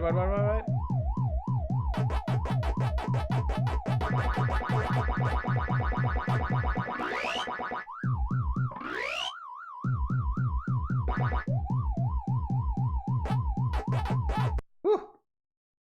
Maybe an extra life? Oh, maybe. They meet. Pac-Man requires you to understand how the ghosts are likely to move more than anything else.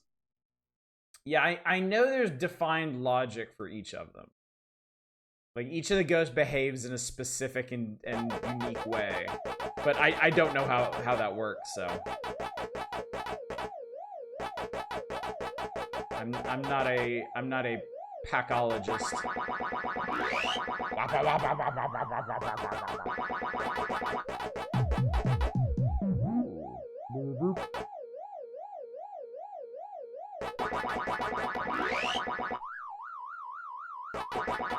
Go! Yes! Shit. Okay. Also shit.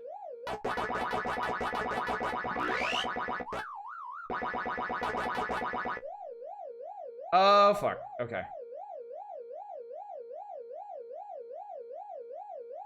Yeah!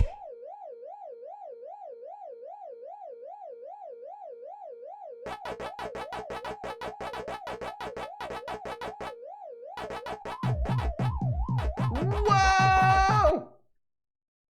What's the deep lore on why packs like fruit? They just eat everything. They're just eating machine. They exist to consume.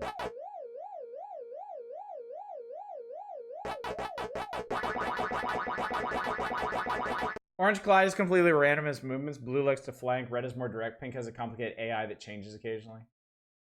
It's pretty neat. Pretty neat. I really like breakdowns of like enemy AI. I think it's cool stuff. Yeah, Red has something going on where like he will come after you directly, but only after a certain threshold has been met. Like he won't always beeline you. There's like a bit of wind up to what he does.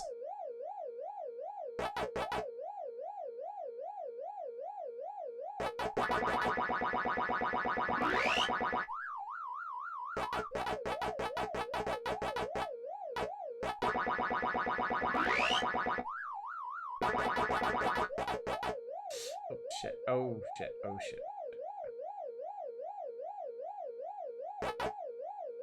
Ah! Yeah!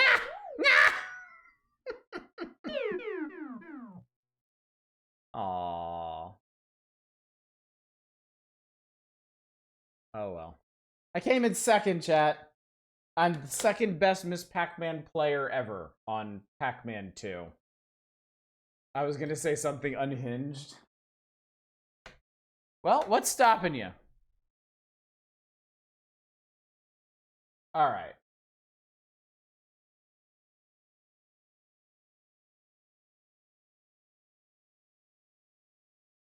Hungry Ghost or a Buddhist thing, I think. Every machine of Miss Pac-Man I found had the speed cranked up to plaid.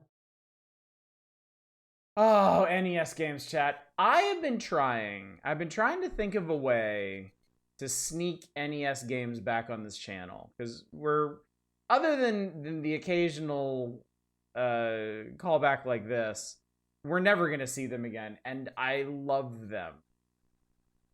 I love old NES games.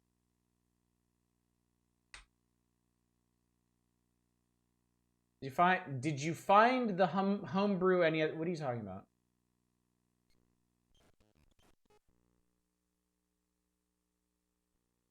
Stop the game, so I'll leave that thought in the drawer. Say this when you want to get timed out. Hail the heroes of the revolution. The country is struggling against the cruel domination of the king. Their leader and his comrades attempt to secretly land on the shore of the king's military is something, something, something.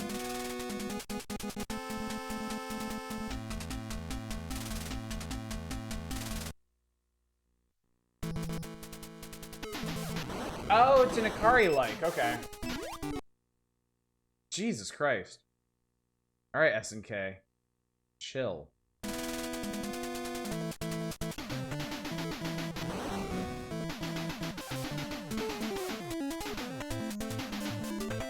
You are safe, comrade. Oh god! Oh, those comrades are not safe. Sorry. Sorry, guys.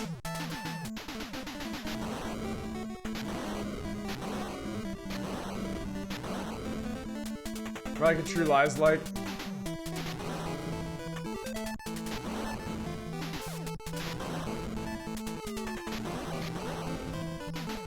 Koei ass fawn. I got TB. Okay, this is literally an Ikari-like.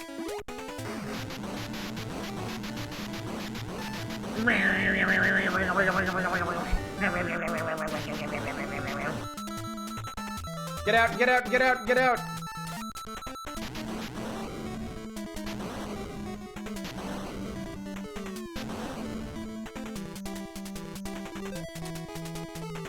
This is on SNK 40 yet?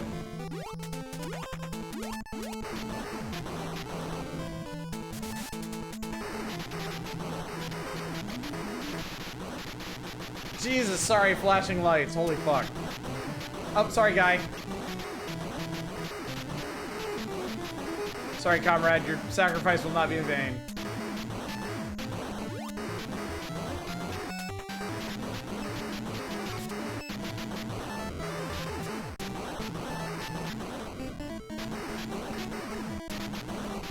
In Japan, this game is literally called Guerrilla. Wow. Fucking... wow, okay.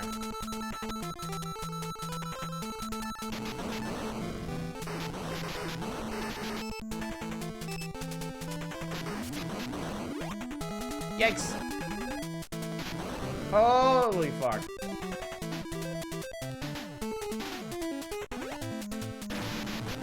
Oh my god.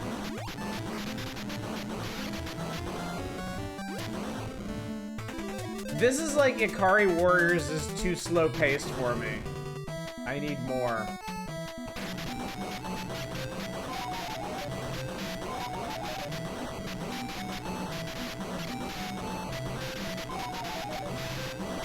Holy shit, that guy was tough.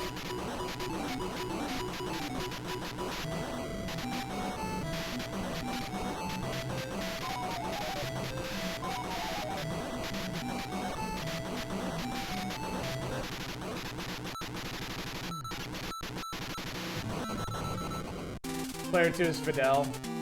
I mean, that's Cuba. That's very obviously Cuba. Land successfully in the island fight, take over the capital.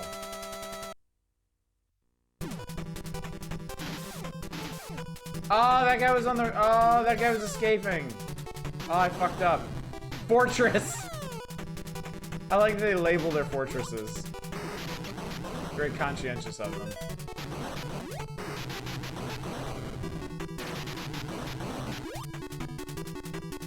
Oh, it's not just going up either. Oh. Chicken! Oh, God.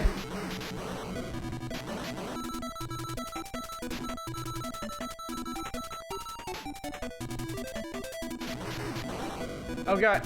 They surrender! Wait, what the fuck? They surrender, but they'll still kill you.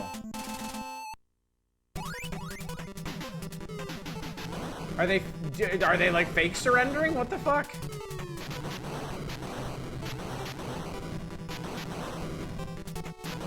This game is crazy. Oh, no, no, no.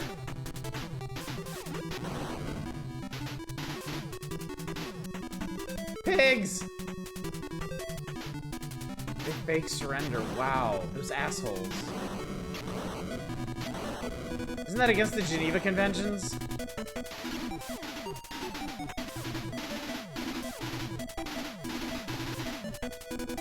Should I make the game today? They'd revoke your citizenship and deport you to El Salvador. Oh no, I think I might have screwed myself. Oh no, you can just wade through the water, it's fine. Turns out Che Guevara can swim, who knew?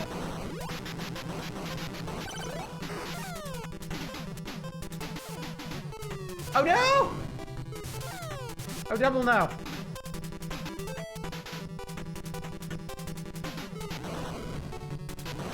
That looks like Andy Capp in that tank.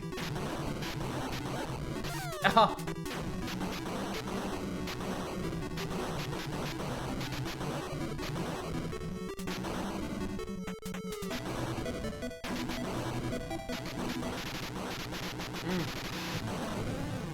See his upper body in this game? Che is built. Ikari Warriors stumbled so this game could walk. Yeah, I'm not the biggest fan of Ikari Warriors, but this is really fun. I kind of like the stuff that Ikari Warriors spawned more than Ikari Warriors itself. Oh god, I killed a nurse.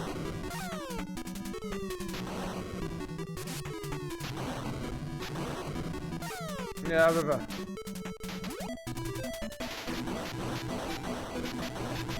War crimes! War crimes for everybody.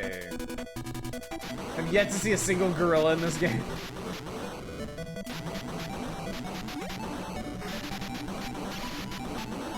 You get some crazy ass weapons too. I guess that's supposed to be like a flamethrower or something. Get out, get out, get out, get out, get out. Oh, it's a, oh my god.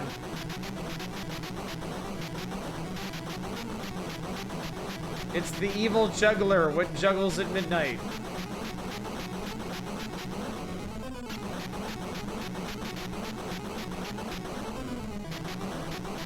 Meanwhile in Donkey Kong Revolution. King has granted him so many grenades. All the grenades are, oh no, I'm dead.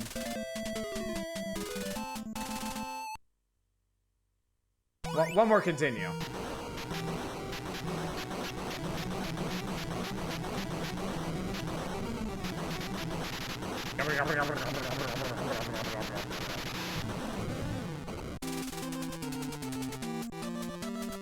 Go, Shay. Set the city free. Enemy attack is getting stronger. You must advance to fight the enemy.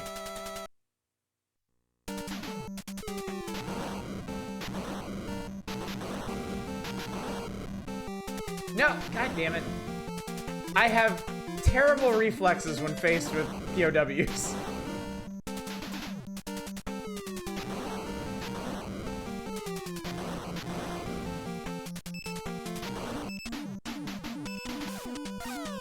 Congratulations on being the level. Here's your temporal blindness. Or temporary blindness. It's okay, they don't pay US taxes.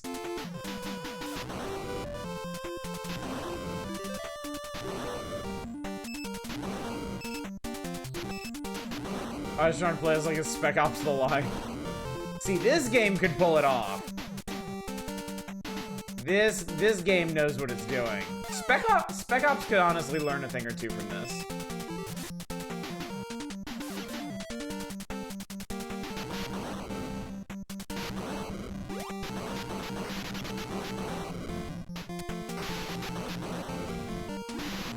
I'm a military person. I never used that line in real life. I can believe it.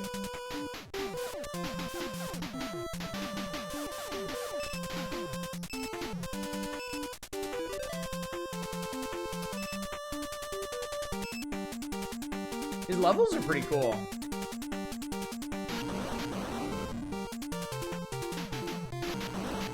Whoa. Whoa! Now do a pacifist run.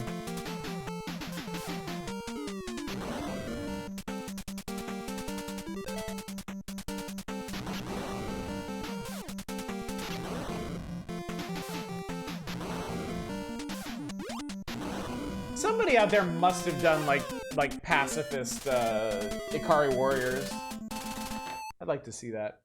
Okay, that's enough of that. That was fun though. That was fun. Nice blast from the past. Good old NES. I gotta think of a new NES feature we can do every once in a while. Maybe when we're done with the Sega Master System Odyssey, maybe I'll think of something. The next level is a bit where you're riding a minecart lasso.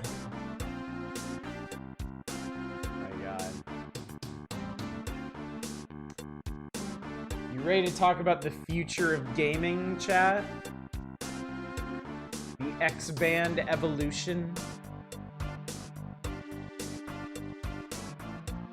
When we are done with Sega Master... I mean, yeah, I've only got... Yeah. Well, okay, hang on. I was gonna joke about this, but if we think about it, if we really break it down, we've got like 100... I forget what I said.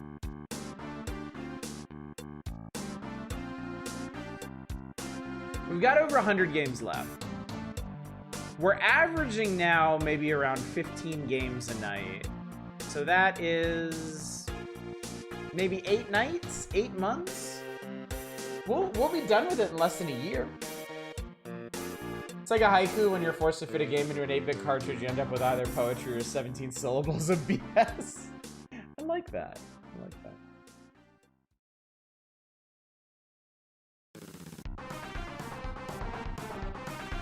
8 crazy nights. Alright, the X-Band Evolution Gaming becomes an event. The first stirrings of a new order in video gaming arrived with the arcade phenomenon of Street Fighter II. Overnight, it seems multiplayer games became the hottest ticket in town. When Hudson Soft introduced the first multiplayer adapter along with the Bomberman game, the stage was set for a full-blown revolution. Since then, many of the biggest Super NES hits have combined great gameplay with the competition factor. Mortal Kombat, NBA Jam, Super Street Fighter, MK2, Madden 95, NBA Live 95, and Ken Griffey Jr. Multiplayer action was clearly a hit, but it wasn't always practical to get players together in one place at one time. For those players who lived far from their gaming friends, the thrill of competition was not only impractical, it was impossible. For many gamers, the promise of multiplayer action remained a hollow one at best. Then along came a group of gaming groupies with a simple but elegant idea. They would build a game modem that would allow players to challenge opponents no matter where they were. The concept of connecting game machines over the phone was nothing new. The people at Catapult Entertainment were determined to see their vision become a reality. Catapult took the whole process a step further by providing a wealth of services for players who hooked up to the gaming network. Hang on a second. Hang on a second.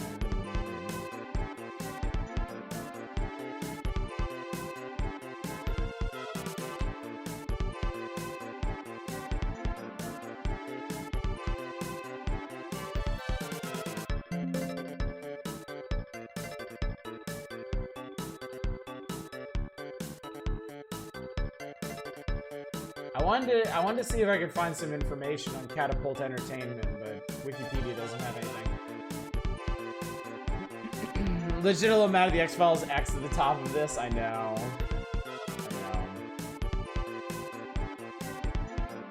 Today, the beta tests in selected cities around the country met with overwhelming success.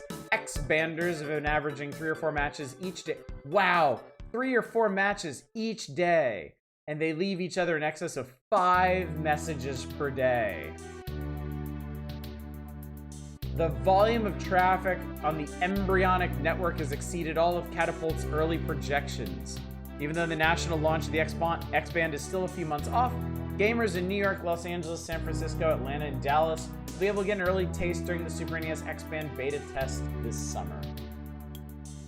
So, what really happens on the X-Band? Just follow a typical session. Say you're sitting around the house when suddenly you get an itch to play NBA Jam Tournament Edition. No one else is around, so you think X-Band, and plug in the X-Band modem into your Super NES. Next, you pop your copy of NBA Jam TE into the modem. The only other connection is for the modem, which has a line that plugs into any phone jack. By turning on your Super NES, you automatically connect with the X-Band network, and a cool menu comes up on your screen with music and animation. Now you have a choice of setting up a match, cruising through the stats to see how you stand on different games, reading your email from X-Banders or anyone on the internet, updating your player list of preferred opponents, checking out the X-Band news to learn about network events like contests and new games that are supported by the system, or reviewing your network files to see how many game credits you have left this month. Game credits? What's up, Shadows? You're just in time.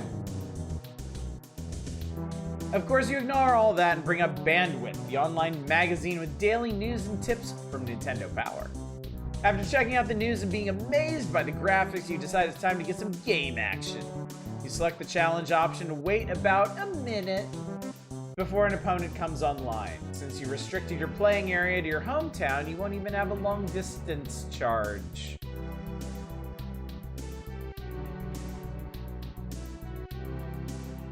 They can charge you long distance for this? The next screen shows your opponent's X-Band persona chosen from 40 characters, a grizzled bum with one eye and the ID name Killer Elite. Finally, it's time for the match. You battle it out with all the moves just like a regular NBA Jam TE game, one-on-one. When it's all over, you input a taunting parting line to the poor sap you thrashed. Too bad you lost that eye, Killer. Then you're ready for match number 2. There's a really, really good YouTube documentary on the creation of this thing. All right, I'm definitely gonna check that out later because I don't know shit about this thing. I didn't have the patience as a kid to read through all this garbage because I didn't want to play games online. This article, the direct inspiration for Slayer's X. It kind of looks like it, doesn't it?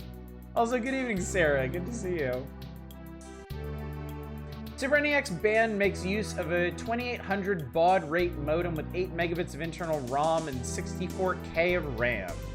When you call into the X-Band network, the modem receives download signals from the network for updating text information. The sound and special graphics have all been preset in the ROM. The image of Diddy Kong and the logo for Nintendo Power are a permanent part of the X-Band's memory. Who cares, man? Along with other logos and pictures, the articles and bandwidth are downloaded from the network computer. Animation routines that ripple text or make a logo fly across the screen can be easily downloaded since the routines don't take much memory. Sound and music takes more memory, so the 4 themes and dozens of sound effects have been stored in the ROM. When you want to play a game, the network downloads a set of commands to your modem's RAM chip. These commands act as a patch that interprets the signals from your controller and from the signals received over the phone line from your opponent's controller. The patch synchronizes the 2 games and sends controller data with such speed that you'll never notice any slowdown, even if you're playing someone who is thousands of miles away. I think we all know better than that, chat. Weapon loaders developed with the X-Band in mind. Interesting. Feels like seeing obscure made-up technology for an analog horror YouTube series, but it's real. What's up, QT Goat? I like the X-Band user icons. I do too. I like that they're tall. I like the rectangular. Press X to doubt, yeah. Did I hear it right? Bits are stored in the ROM? Yes, bits are stored in the ROM. Very early implementation of skill-based matchmaking in an IM system. The X-Band also introduces a smart card slot. This feature will make it possible to sell game session credits on collectible smart cards that the system can read. It's possible to update game information using a smart card if the original game is designed with this feature in mind. Looking down the road, Catapult is working on adding the capability for more than 2 players to join during multiplayer game sessions from separate points. People at Catapult think it's just a matter of time before they put together a phone network that would allow a sort of game conference all. They have kind of glossed over this whole game session credit thing. I guess you're actually charged per match? Like, I guess you have to buy game session credits and you use them up in each match. And on top of that, if you're X-banding with people who are outside your local area, you're gonna get hit with long distance charges too? Players are assessed a free fee of $3.95 an hour for connecting boxes. Huh. Well, a bold step to be sure. Obviously, it didn't pay off, but trying to bring the internet to consoles early. A lot of the staff were ex-Apple employees, and Apple had an indirect connection with this, helped with it. Messages and email are free, right? Right? God, I hope so. What if they did have data charges? Who knows? Guess that's early adopter pricing? Yeah. Alright. Let the games be patched. Catapult programmers have been busy creating patches for some of those going back for a second, I really, really appreciate that they break down, like, the basic function of this thing. They explain how X-Band is basically creating their own multiplayer patches for these games so they can work over the internet. There are 2 subscriptions available. One was $4.95 a month and came with 50 credits, and one for $9.95, which was unlimited credit. Okay, that's not so bad then. Dialing and downloading mail, downloading the newsletter, all cost credits according to this. Okay. I mean, 10 bucks a month in $1995 is a lot, and this does predate the rise of MMOs. Does it? Wait, does it? I think it does. EverQuest was $19.99. What was that one? Meridian 59 was 1996. Okay, so yes, this does predate MMOs, subscription based at least. Yeah, MUDs were a thing, but I'm talking about the ones that actually expected a subscription.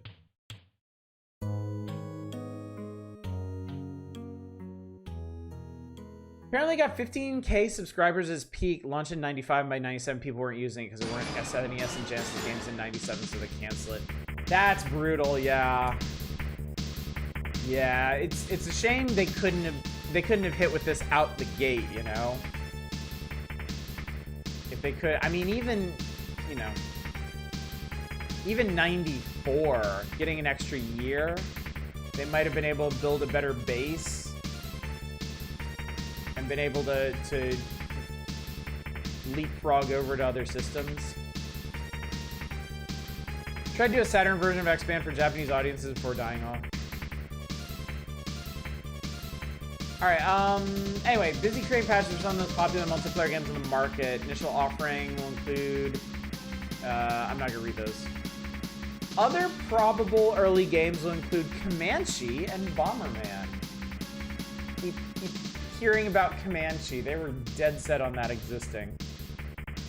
Having this on launch would have been great. Yeah.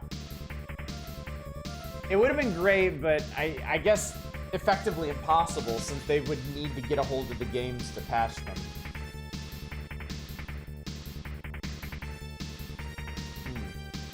Future games may be created with patches already in place from the developers. In fact, Catapult has already delivered specs. Many Super NES developers, and some of them are already working on games that take the X-Band into account. One can imagine a time when special X-Band games might not just include 2 or 4 players, but full sports teams, or a dozen adventure players in a single game. I think Nintendo Power is speculating on the rise of MMOs here. Beyond the Super NES, Catapult's next level of development is turning to the high end of gaming with the Nintendo Ultra 64.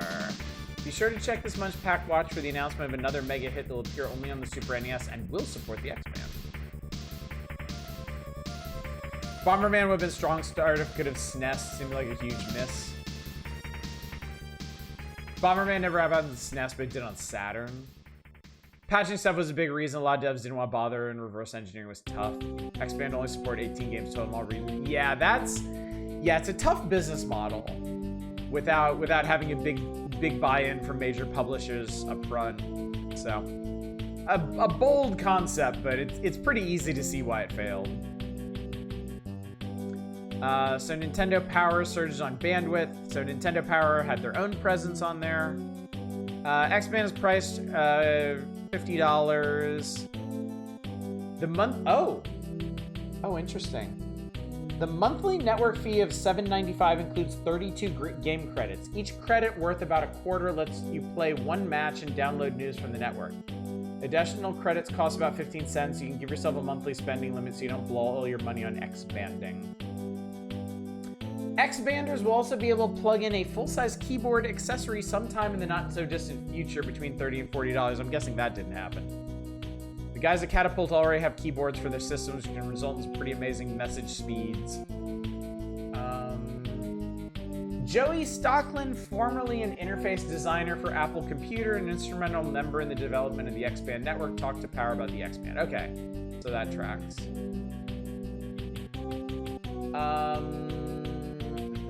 First order business trying to recognize what they're trying to create. There are all these guys from Apple working on the project, so we had to keep in mind the X-Band was for gamers, not for computer users.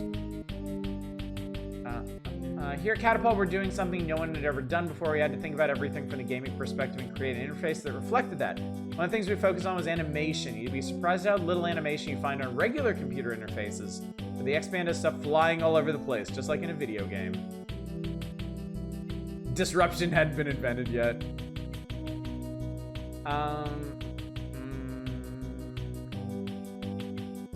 Over time, Catapult is confident they can keep up with needed changes. We can download what we need when we need it. We've learned so much already from the feedback we get. It's incredible how much X-mail comes in every day. Service with a bleep.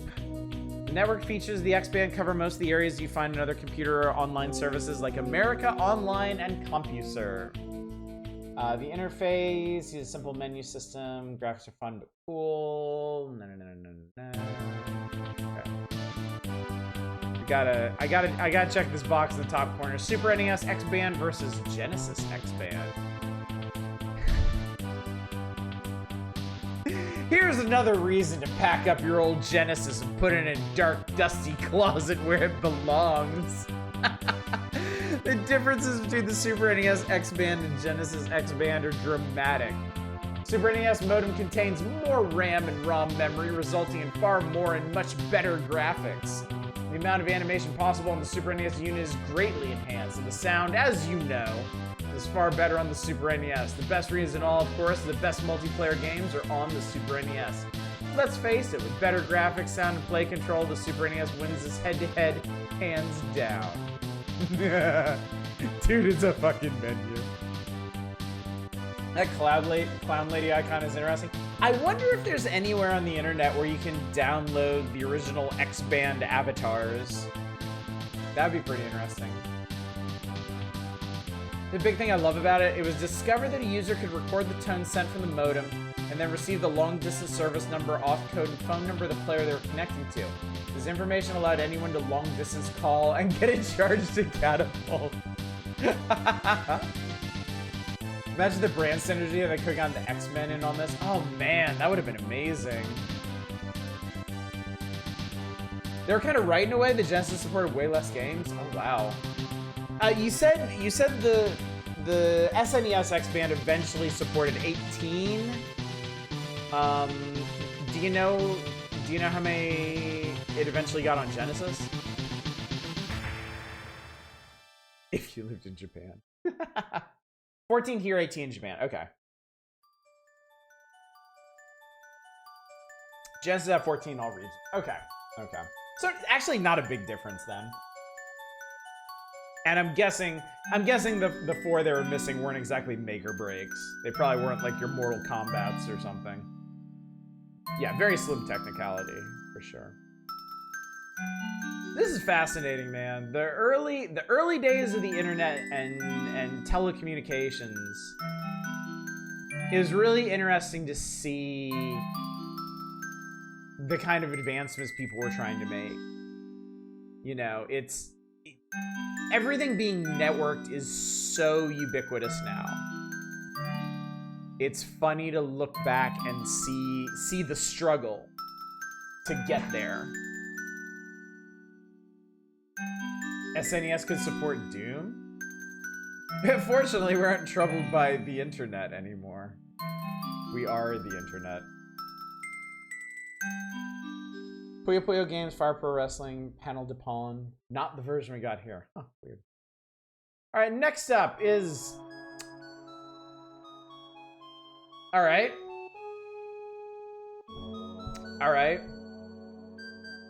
I don't know how to explain this one, but... This movie was fucked. I know. And for some reason... Okay, they say it right here. This one-player action pack is loosely based on the second of a pair of horror films bearing the Warlock title. The films are intended for mature audiences, but Trimark Interactive has done an admirable job of making the game suitable for a wider audience, while retaining the excitement of the movies. As the latest in a long line of druids, it's your duty to recover 6 mystical stones before the reborn Warlock can consolidate his power. In this time of chaos, only the power of the stones can thwart his evil ambitions. If you fail in your quest, the world will suffer in darkness.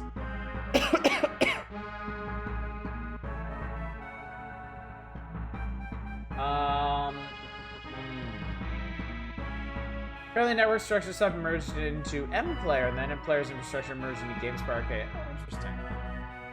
Okay, so 6 stages divided into 2 or more areas. After finding a stone or completing a major area, the game will reward you with a rune or password. Start collecting stones. The Birth Stone, the Druid Stone, the Sun Stone, the Tree Stone, the Wind Stone, the Giant Stone. Can't remember this movie. I'd like to be reminded of the game. I will admit I am curious about this game. Like, what did they actually make out of this? After you recover each stone, an icon will appear in the appropriate space in the bar at the top of the screen. You won't have trouble with the first stage. Tougher enemies in the caves. Triangular Sunstone is in the castle where you'll find the first truly challenging mazes and puzzles. Tree Stone is nearby. Mausoleum is where the Windstone is. Okay. That was the top-down Ikari shooter. The characters in this game are large, the animation is smooth, and the play control easy to master. Run, jump, crouch, roll, and fire bolts of mystic energy.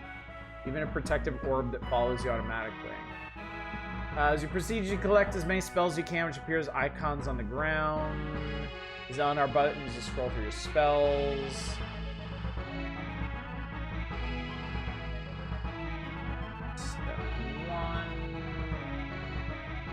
The sky suddenly turns dark as the Warlock challenges you to a not-so-innocent game of hide-and-seek. You can't hurt him yet, so don't waste your energy. You'll blast the bridges in your path, but you can jump the gaps easily. Characters being large is not a good sign. Well, that's funny detail. The X-Play devs didn't block Game Genius support, so apparently there was an epidemic of people using Game Genius to steal admin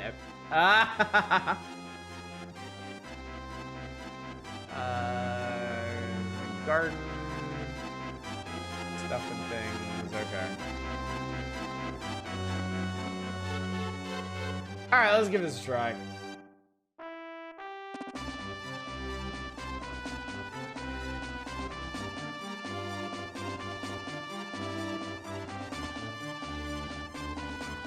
Okay, I got to a second. Wishmaster is more relevant to horror than Warlock. Wishmaster's hilarious though. I don't know the name of the actor, but whoever they got to play the djinn in that is fucking amazing.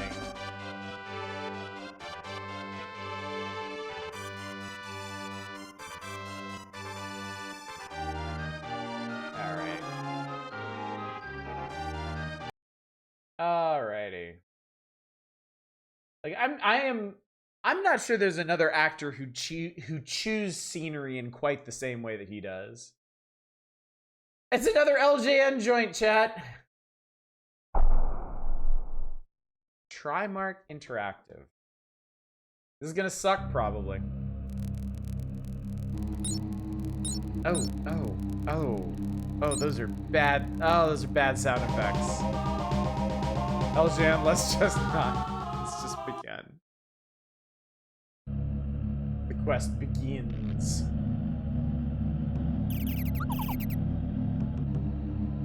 Oh wow. The animation's pretty cool. This is very ominous music for how bright and sunshiny it is. You cannot pet the dog in SNES Warlock. Oh, you can action roll though. Pew. Oh, Christ almighty. Well, I jumped in the water and died.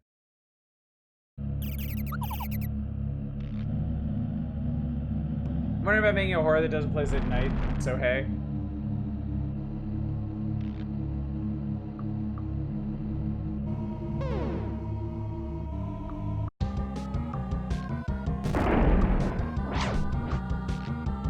There we go. Oh, that's a bat.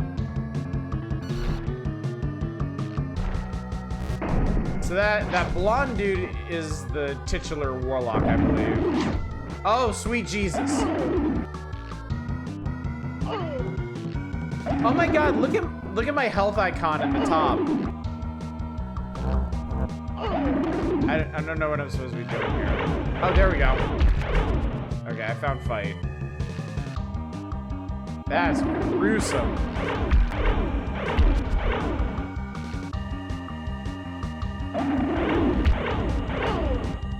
Oh my god.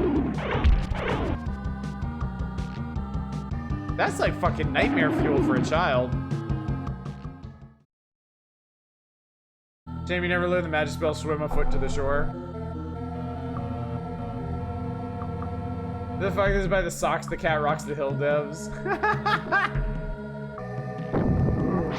Oh Christ.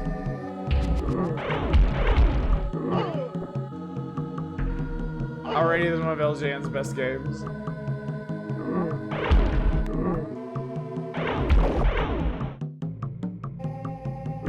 Okay. Oh crap. I turned that guy to a zombie. I'm sorry.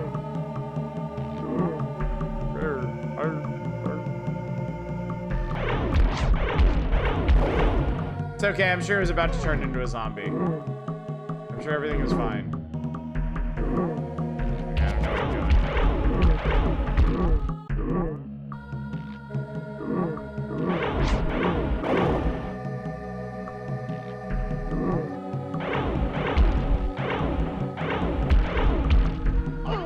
Oh. Low level impressed, but I don't know if it's got staying power. I'm pretty sure it doesn't. I feel pretty confident in saying it doesn't. That's pretty cool, though.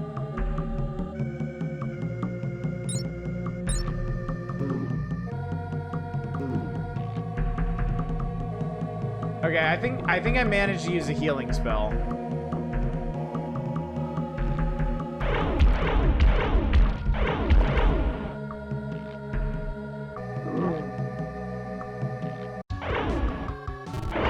Oh my god.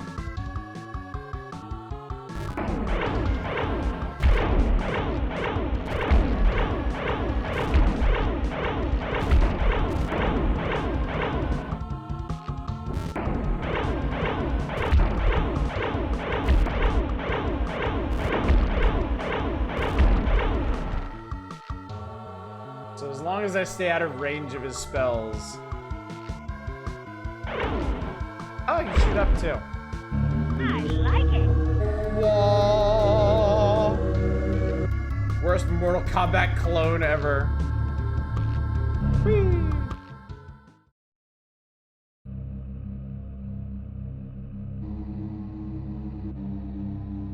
I found one of the Lucky Charms. I found the purple horseshoe. This rune will allow your return. Miracle.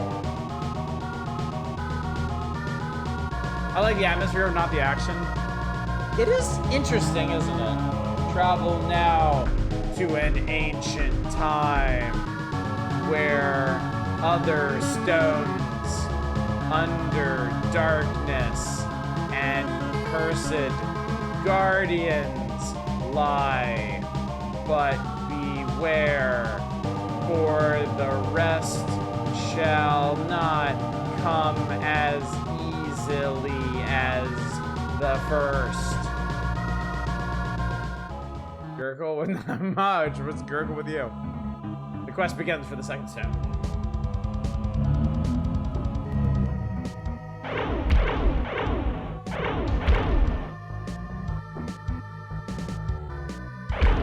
Oh god. Oh. Don't get eaten by the roots. Got it. Alright, healing spell.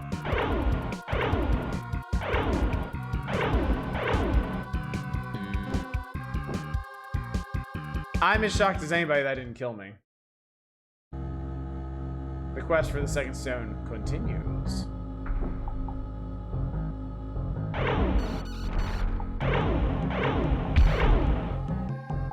The graphics in this game really are impressive.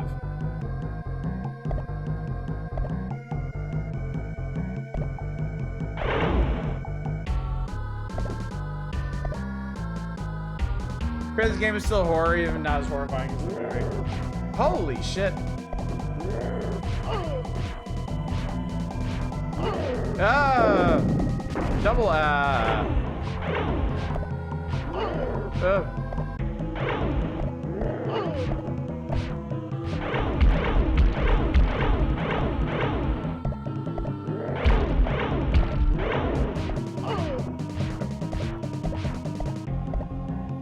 This bad game, Dev Redemption Night for Ocean Eljan. Perhaps it is. Perhaps it is.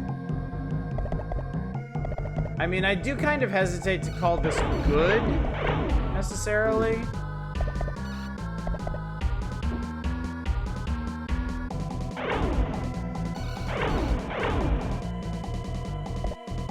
But it's not awful. I'm not gonna lie, Friday the 13th wasn't terrible either.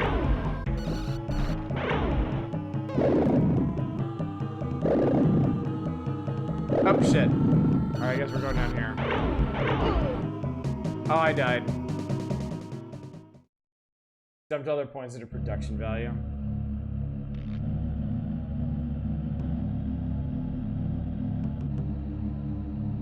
Is that the best you can do? That's kind of cool.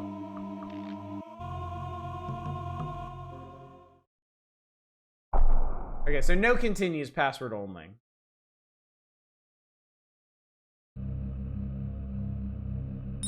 Would be under preparations then?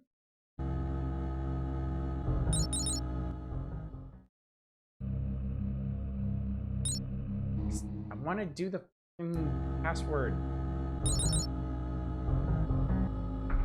Inscribe ye password.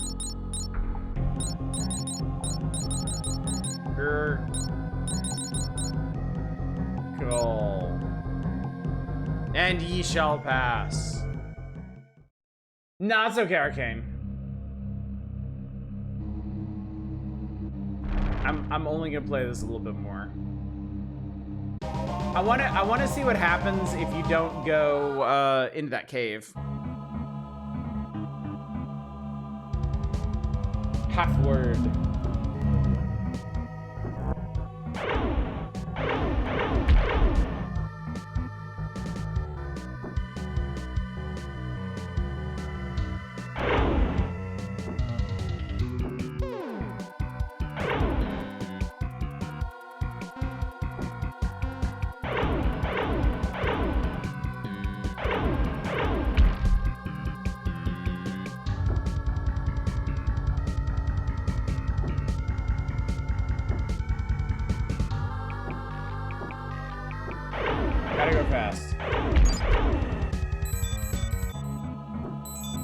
What the hell?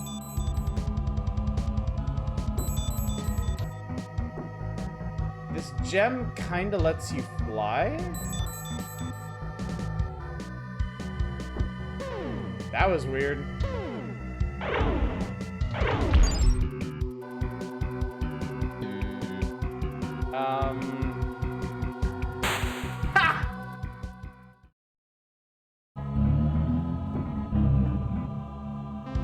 So, I don't know what the point of that route was.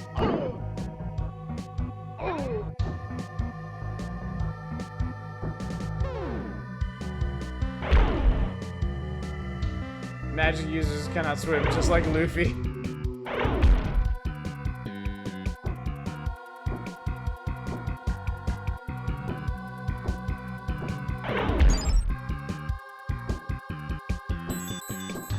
No, fuck. Okay, I think that's enough. I'm fine with this. I just wanted to see what else was there. It's got some really weird mechanics. But it's kind of neat, honestly. Kind of neat. Did they say anything about that? Before you enter the cave behind the waterfall, go all the way to the right and get this life icon. The jump to the last platform is extra long. You destroy mutant bugs to reveal floater icons. Step on the icons to soar over the pond using... Okay, so you do have to go through the cave. If you go above ground, you get an extra life. There's an earthquake rod in the cave. Interesting. And then the druid stone is at the end of the cave. And then stone 3 is in a castle. Stone 4 is in a pretty crazy looking area inside the castle. Stuff outside, some cliffs and whatnot. Yeah, interesting. Interesting. Not the game I would have expected. But you know what? I don't know what else they would have done with this IP, and they did make something with a really interesting and unique vibe to it. Closest thing I can think of on Super Nintendo is probably like Super Castlevania 4, but this is darker than that, so. Good on them, I guess. Good for trying something different, I suppose. This doesn't. This I don't know what to think about this, chat. We got Porky Pig's Haunted Holiday. It's another Sunsoft joint. Sunsoft and Acclaim. Sunsoft did do some good stuff with the Looney Tunes license. I don't know if this is one of those things or not. Porky Pig, the hardest working toon in show business, finally decided to take a vacation. His friend Bugs Bunny was so glad to hear Porky was finally going to take a break. He treated him to a spicy feast at their favorite restaurant, 5 Alarm Owl's Chili Emporium. Later that night, as Porky was drifting off to sleep with visions of vacation spots and rumbles from his upset tummy, the trouble began. Once asleep, Porky found himself in a haunted holiday nightmare with only you to help him escape. Get him on that holla vacation. What if it's an inertia platformer, but your head is so big you fall over all the time? Somebody should make one of those if it doesn't already exist. Alright, we're starting the Haunted Woods.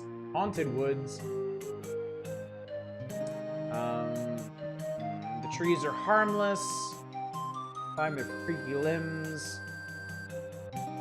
Porky can float with the help of a hidden helium cartridge. There's a secret cavern. And at the end, you fight a ghost. And you stomp on his head when he takes his hat off. There's Dry Gulch. Tumbleweeds. A giant Yosemite Sam at the end of that one. And then he goes to the Lost City of Atlantis. Old mines, the Alps, and the castle. All right, well, let's give it a try.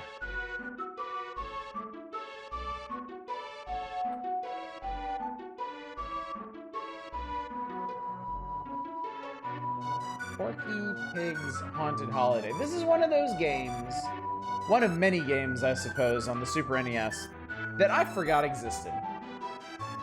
I basically had no memory of any, like, Sunsoft Looney Tune games post Bugs Bunny's Rabbit Rampage.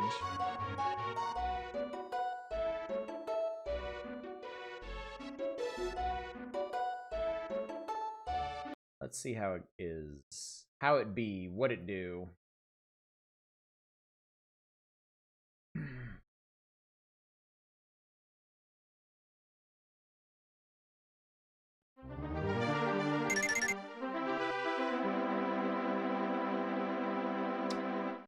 They knew. They knew Arrow the Acrobat would be the next big thing. I didn't think Porky made for game fodder. He might not. Oh my god. How do you expect humans to read this? That's really loud.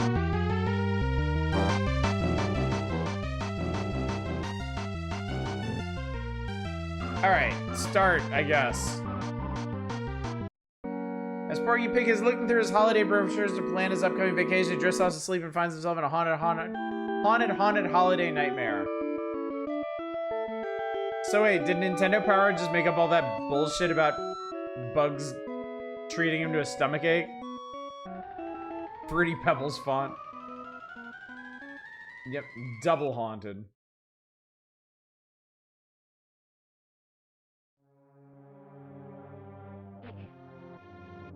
Wow, okay, that was some really good animation. That's some really good animation.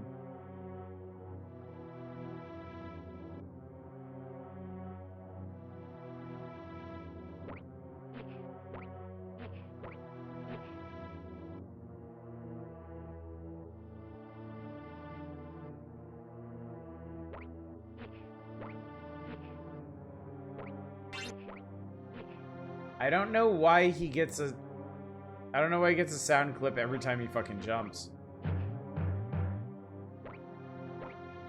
Oh shit, oh fuck. Okay. Nothing else, WB has animation source data. Yeah, I wonder if this was taken from actual animation cells. That'd be interesting.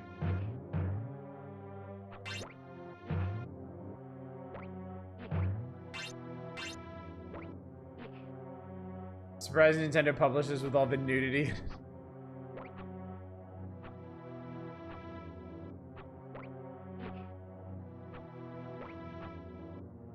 Okay, so here's my thing, chat.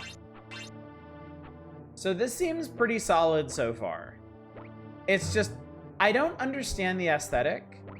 I don't know, I don't really get why you would take something like Looney Tunes and make it really like gray and ominous. It doesn't seem like a good fit for Porky Pig or Looney Tunes in general. You know, Bugs Bunny Rabbit Rampage was a very bright and colorful game.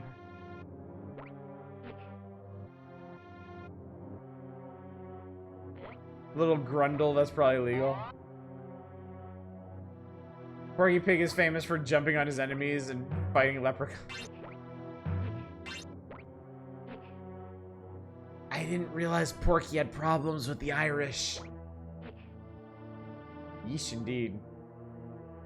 Why make a Porky Pig game at all is the real question. You're not wrong. It is a good question.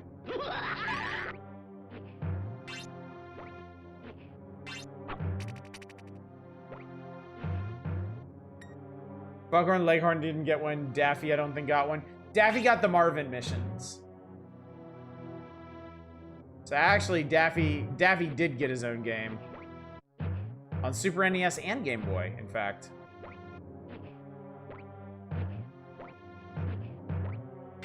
I actually rather like the Marvin missions on Super NES. I rented it as a kid and I got pretty far in it. So Bugs got a couple games. Daffy got games. Oh wow, he has a animation, idle animation. The Roadrunner got one. Speedy Gonzalez got one.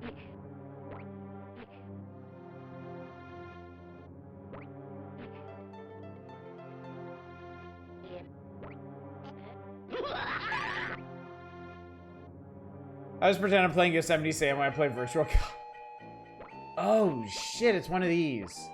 Oh, this is really well done. Sometimes these rotating stages look like ass, but this one actually looks really good. Again, though, I don't understand why they went for this grim aesthetic. Oh yeah, Taz got a bunch. That's true.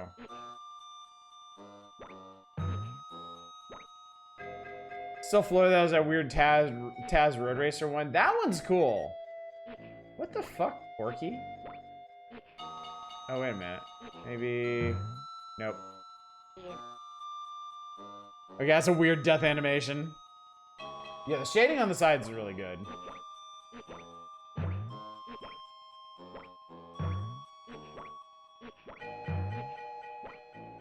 You can throw the pies. Except now all of a sudden I can't. You're supposed to be able to.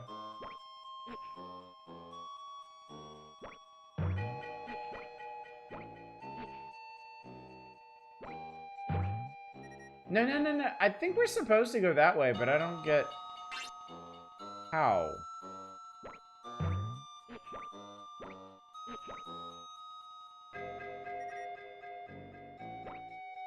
Isn't it a joke as he ate something he didn't agree with him and gave him nightmares? Oh, you have to hop up that before you slide down. It doesn't preclude you from jumping. Yeah. Just a little awkward is all. Ah, shit! No! Porky! Fuck!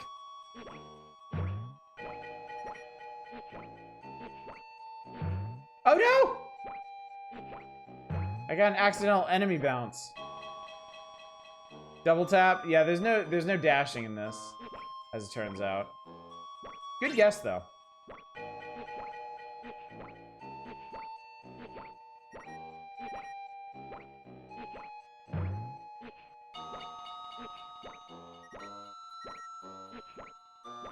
This music is some serious creepypasta shit. Which, you know, goes with the theming, but I still just don't get it. I don't get why.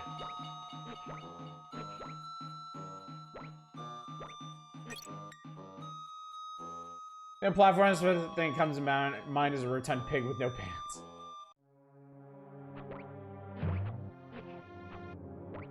I bet they're super proud of making this 3D spin level thing. And they should be. It was cool. Beep.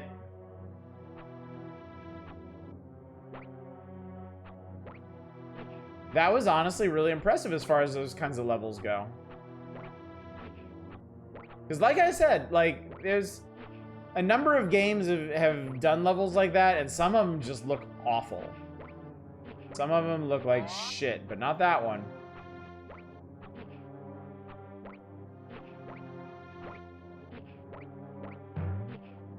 Oh, you can walk on the spider webs. Okay, wasn't expecting that.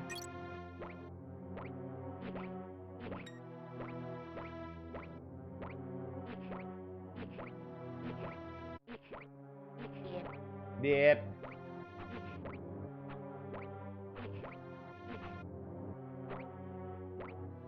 Oh shit, no. Oh, ow, ow, ow, ow, ow, ow.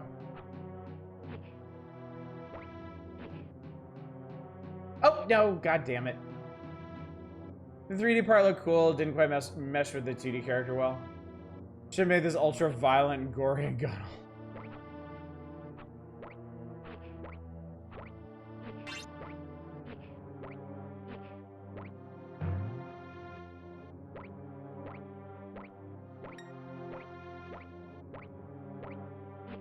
It's a pretty competent platformer.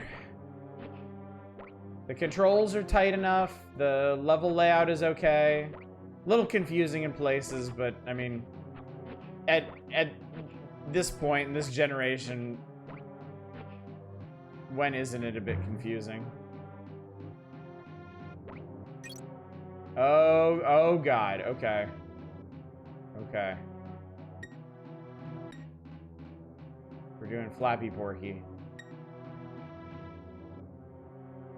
We're learning a game based on this mildly edgy 90s attitude sweatshirt. Oh no! Porky, Porky, Porky, Porky, Porky! Alright, that was clearly a shortcut.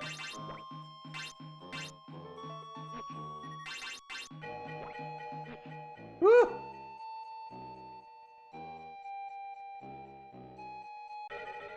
Oh Lord.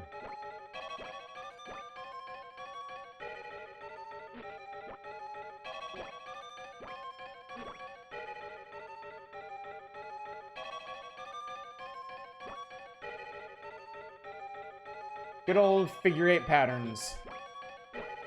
God love them.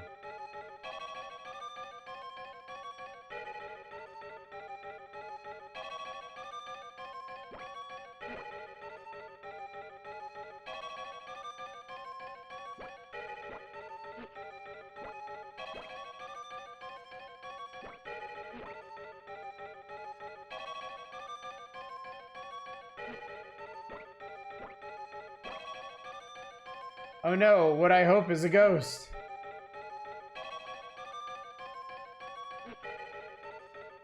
Oh, I won. Okay. Yep. Baby. Probably was scared just a kid. It's creepy.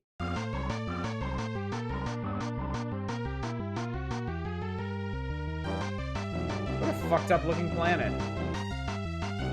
A lot of these games are rather picky on whether you can play, where you can place your feet as far as standing on platforms, jumping on enemies. This one is fairly forgiving, yeah.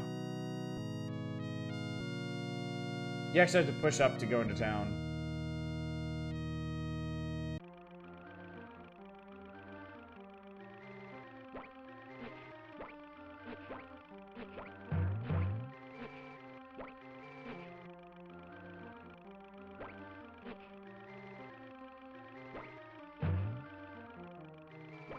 Okay, chat, I got a weird deep cut for you. Back in the 90s, there was an attempt to make a Far Side cartoon. And I think they only ever aired one episode. Because it did not go over well. Did any of y'all see that? Does anybody know what I'm talking about? An animated Far Side cartoon. No, you're a baby. That would have sucked. Okay. Oh, okay. That grass is spiky. You can't stand on it. It's not their fault that he's making a show using cow tools. So, like, I think you could logically assume that a Far Side animated show would just be like a bunch of like silly little vignettes, right? Just like the comic strip. Well, yeah, I'm talking about that special Lodra High. The intent was for it to be the beginning of a series, but it didn't go over well enough for that. This thing was like a living nightmare. Like, for whatever reason, they picked a bunch of Far Side strips and scenes and stuff that were just like absolutely horrific. And it painted this vision of just this like nihilistic dying world. It was so bizarre. It was seriously one of the most horrifying animated features I've ever seen. The reason I bring it up is this is sort of channeling a similar vibe. Like, absolutely not as horrifying. A lot of this, a lot of this is meant to be like comedic or charming, but like something about the backgrounds, the color palette, And especially the music that they're using. Just really makes it feel, like, weirdly creepy. Wasn't there a short-lived Bloom County cartoon? That I'm not sure. I feel like I would have watched it if there was, because I love Bloom County. Bug playing the Cowboys trying to ID the alien among them, Sticks in particular, yeah. I remember they did like the boneless chicken ranch. And oh my god, that was so fucking creepy in animated form.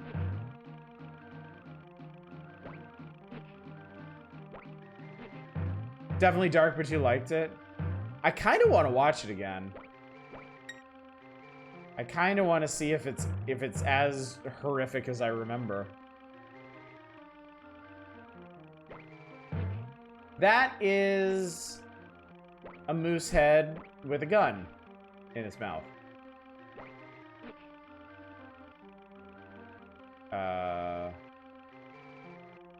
Oh boy.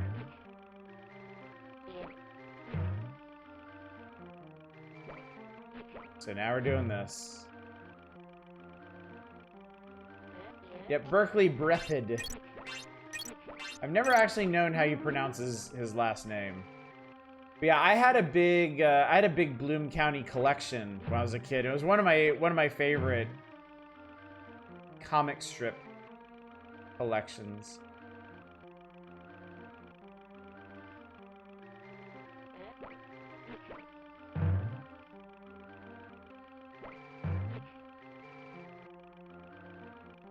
A lot of Bloom County lives in your head.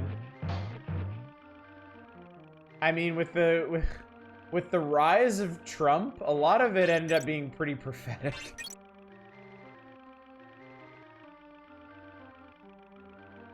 Because boy, he sure did like to lampoon Trump.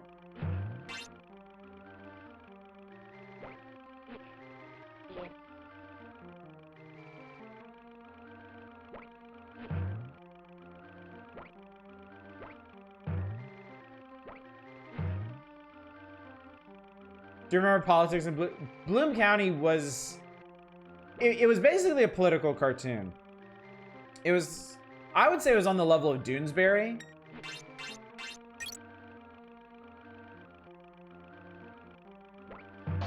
Like, pretty much... There were very few...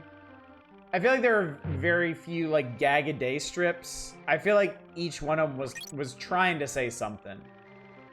Bloom County was like Doonesbury, but the jokes were better. Yeah, better for kids. I mean, I appreciated it as a kid. Holy shit! He's huge!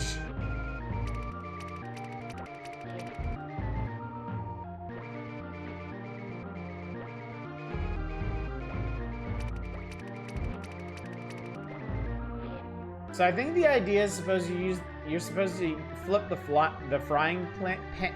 I can't fucking talk anymore tonight, chat. I think the idea is you're supposed to flip the frying pan to get him to hit himself.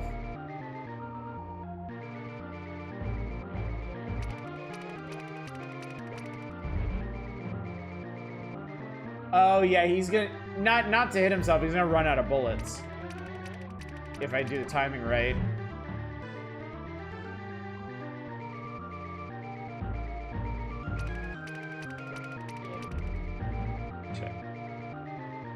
Sound the liberal call, clean air, abortion, no nukes.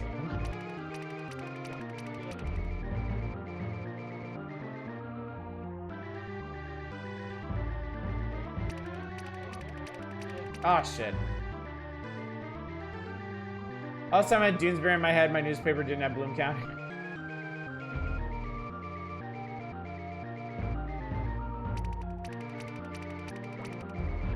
There we go. We just need a little teeny baby jump to do this. Ah, in the background, there's a barrel of Acme enlarging juice.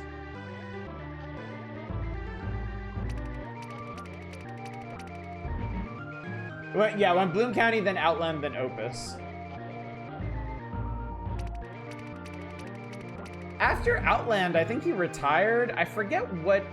There was some event in politics that made him come out of retirement and start Opus. but I forget what it was.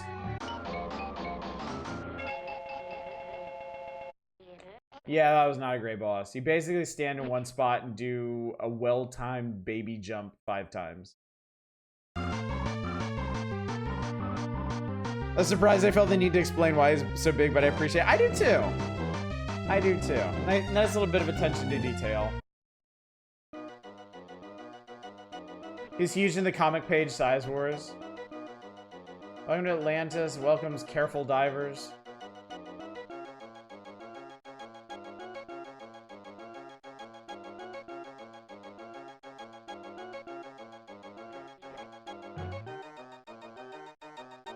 You know, chat, I gotta say, weird aesthetic and atmosphere aside, this is another perfectly solid platformer. Sunsoft ones can be a bit confusing, and I think this one actually goes a bit smoother than a lot of the other Looney Tunes licensed ones.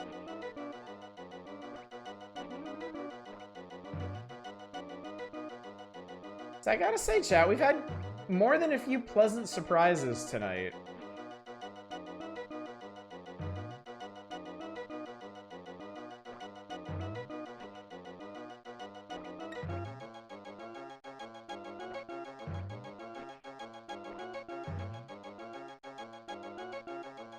I appreciate that you can duck the fish.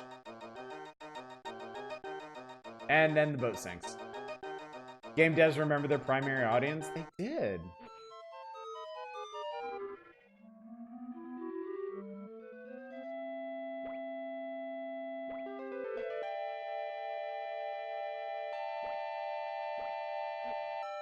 Okay, you can ride the bubbles. That's cool. Better than the Sega Mustard System 9.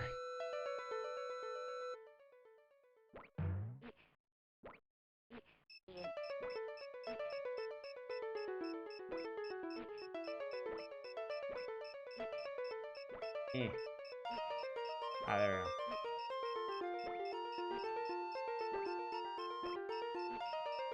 go. Ow, water spider. Water spider, why?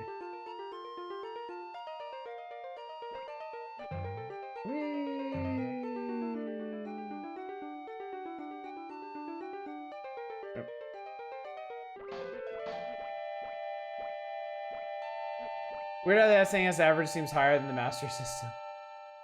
No, until Porky, you can't breathe underwater, it'll also drown. Yeah, we're on coyote time here underwater. All right, chat, I'm gonna call it here because it is getting late and I actually have a pretty busy day tomorrow. So let's just take, let's see. I'm gonna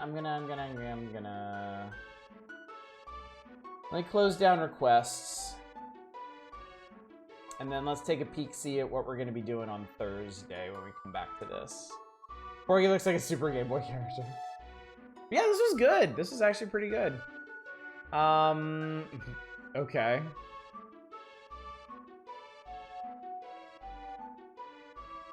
Well, we've made it to the Play It Loud series of Game Boys. These are not Game Boy Colors. These are not backlit. They're just, Game Boys with smaller profiles and neat colors. I'm gonna peek past this too. Okay, we got Counselor's Corner after this. Okay, well, we will come back to this on Thursday. We might actually be in a position to finish the magazine when we return to this. Yeah, not Game Boy Color, just Game Boy Color. But before that, tomorrow night, there's nothing. There's no stream on Sunday because I never stream on Sundays ever. Monday, we'll be back with Titanfall 2. Should be wrapping that up. Tuesday and Wednesday, you'll have to wait and see. We're going to do probably one more short game before I leave on my trip to Japan. We'll be here on Thursday, hopefully finishing the magazine to free ourselves up to do something random on Saturday. And then this coming Friday is going to be a Steam Next Fest demo wheel, and submissions for that will start on Monday once the Steam Next Fest does. Every one of these people are extremely attractive. They pick their models well, I guess. So yeah, that's gonna do it. And of course, my Japan trip is coming up. I will be leaving a week from tomorrow. A week from Sunday, actually. I'll be gone from June 16th to June 29th. So for those 2 weeks, there will be no streams. And when we come back, we should be starting a big RPG. But what specifically, you'll have to wait and see. Yeah. Anyway, chat. Go find somebody to raid. Go see what's going on. I think I will throw you over to Kiwi. I see she is up. She's doing a long stream. She's playing Harvest Moon Animal Parade right now. So yeah, here we go. All right, chat. Anyway, thank you so much for coming out tonight. Thank you for joining me for another eventful issue of Nintendo Power, and a bunch of perfectly decent games too. I'm as shocked as anybody, but we actually played a lot of good stuff tonight. It was a pretty fun time. So hopefully it was enlightening to you. Hopefully you had a good time as well, and hopefully I will see you all on Monday for the presumably epic conclusion of Titanfall 2. But until then, as always, y'all take care. Bye, everybody.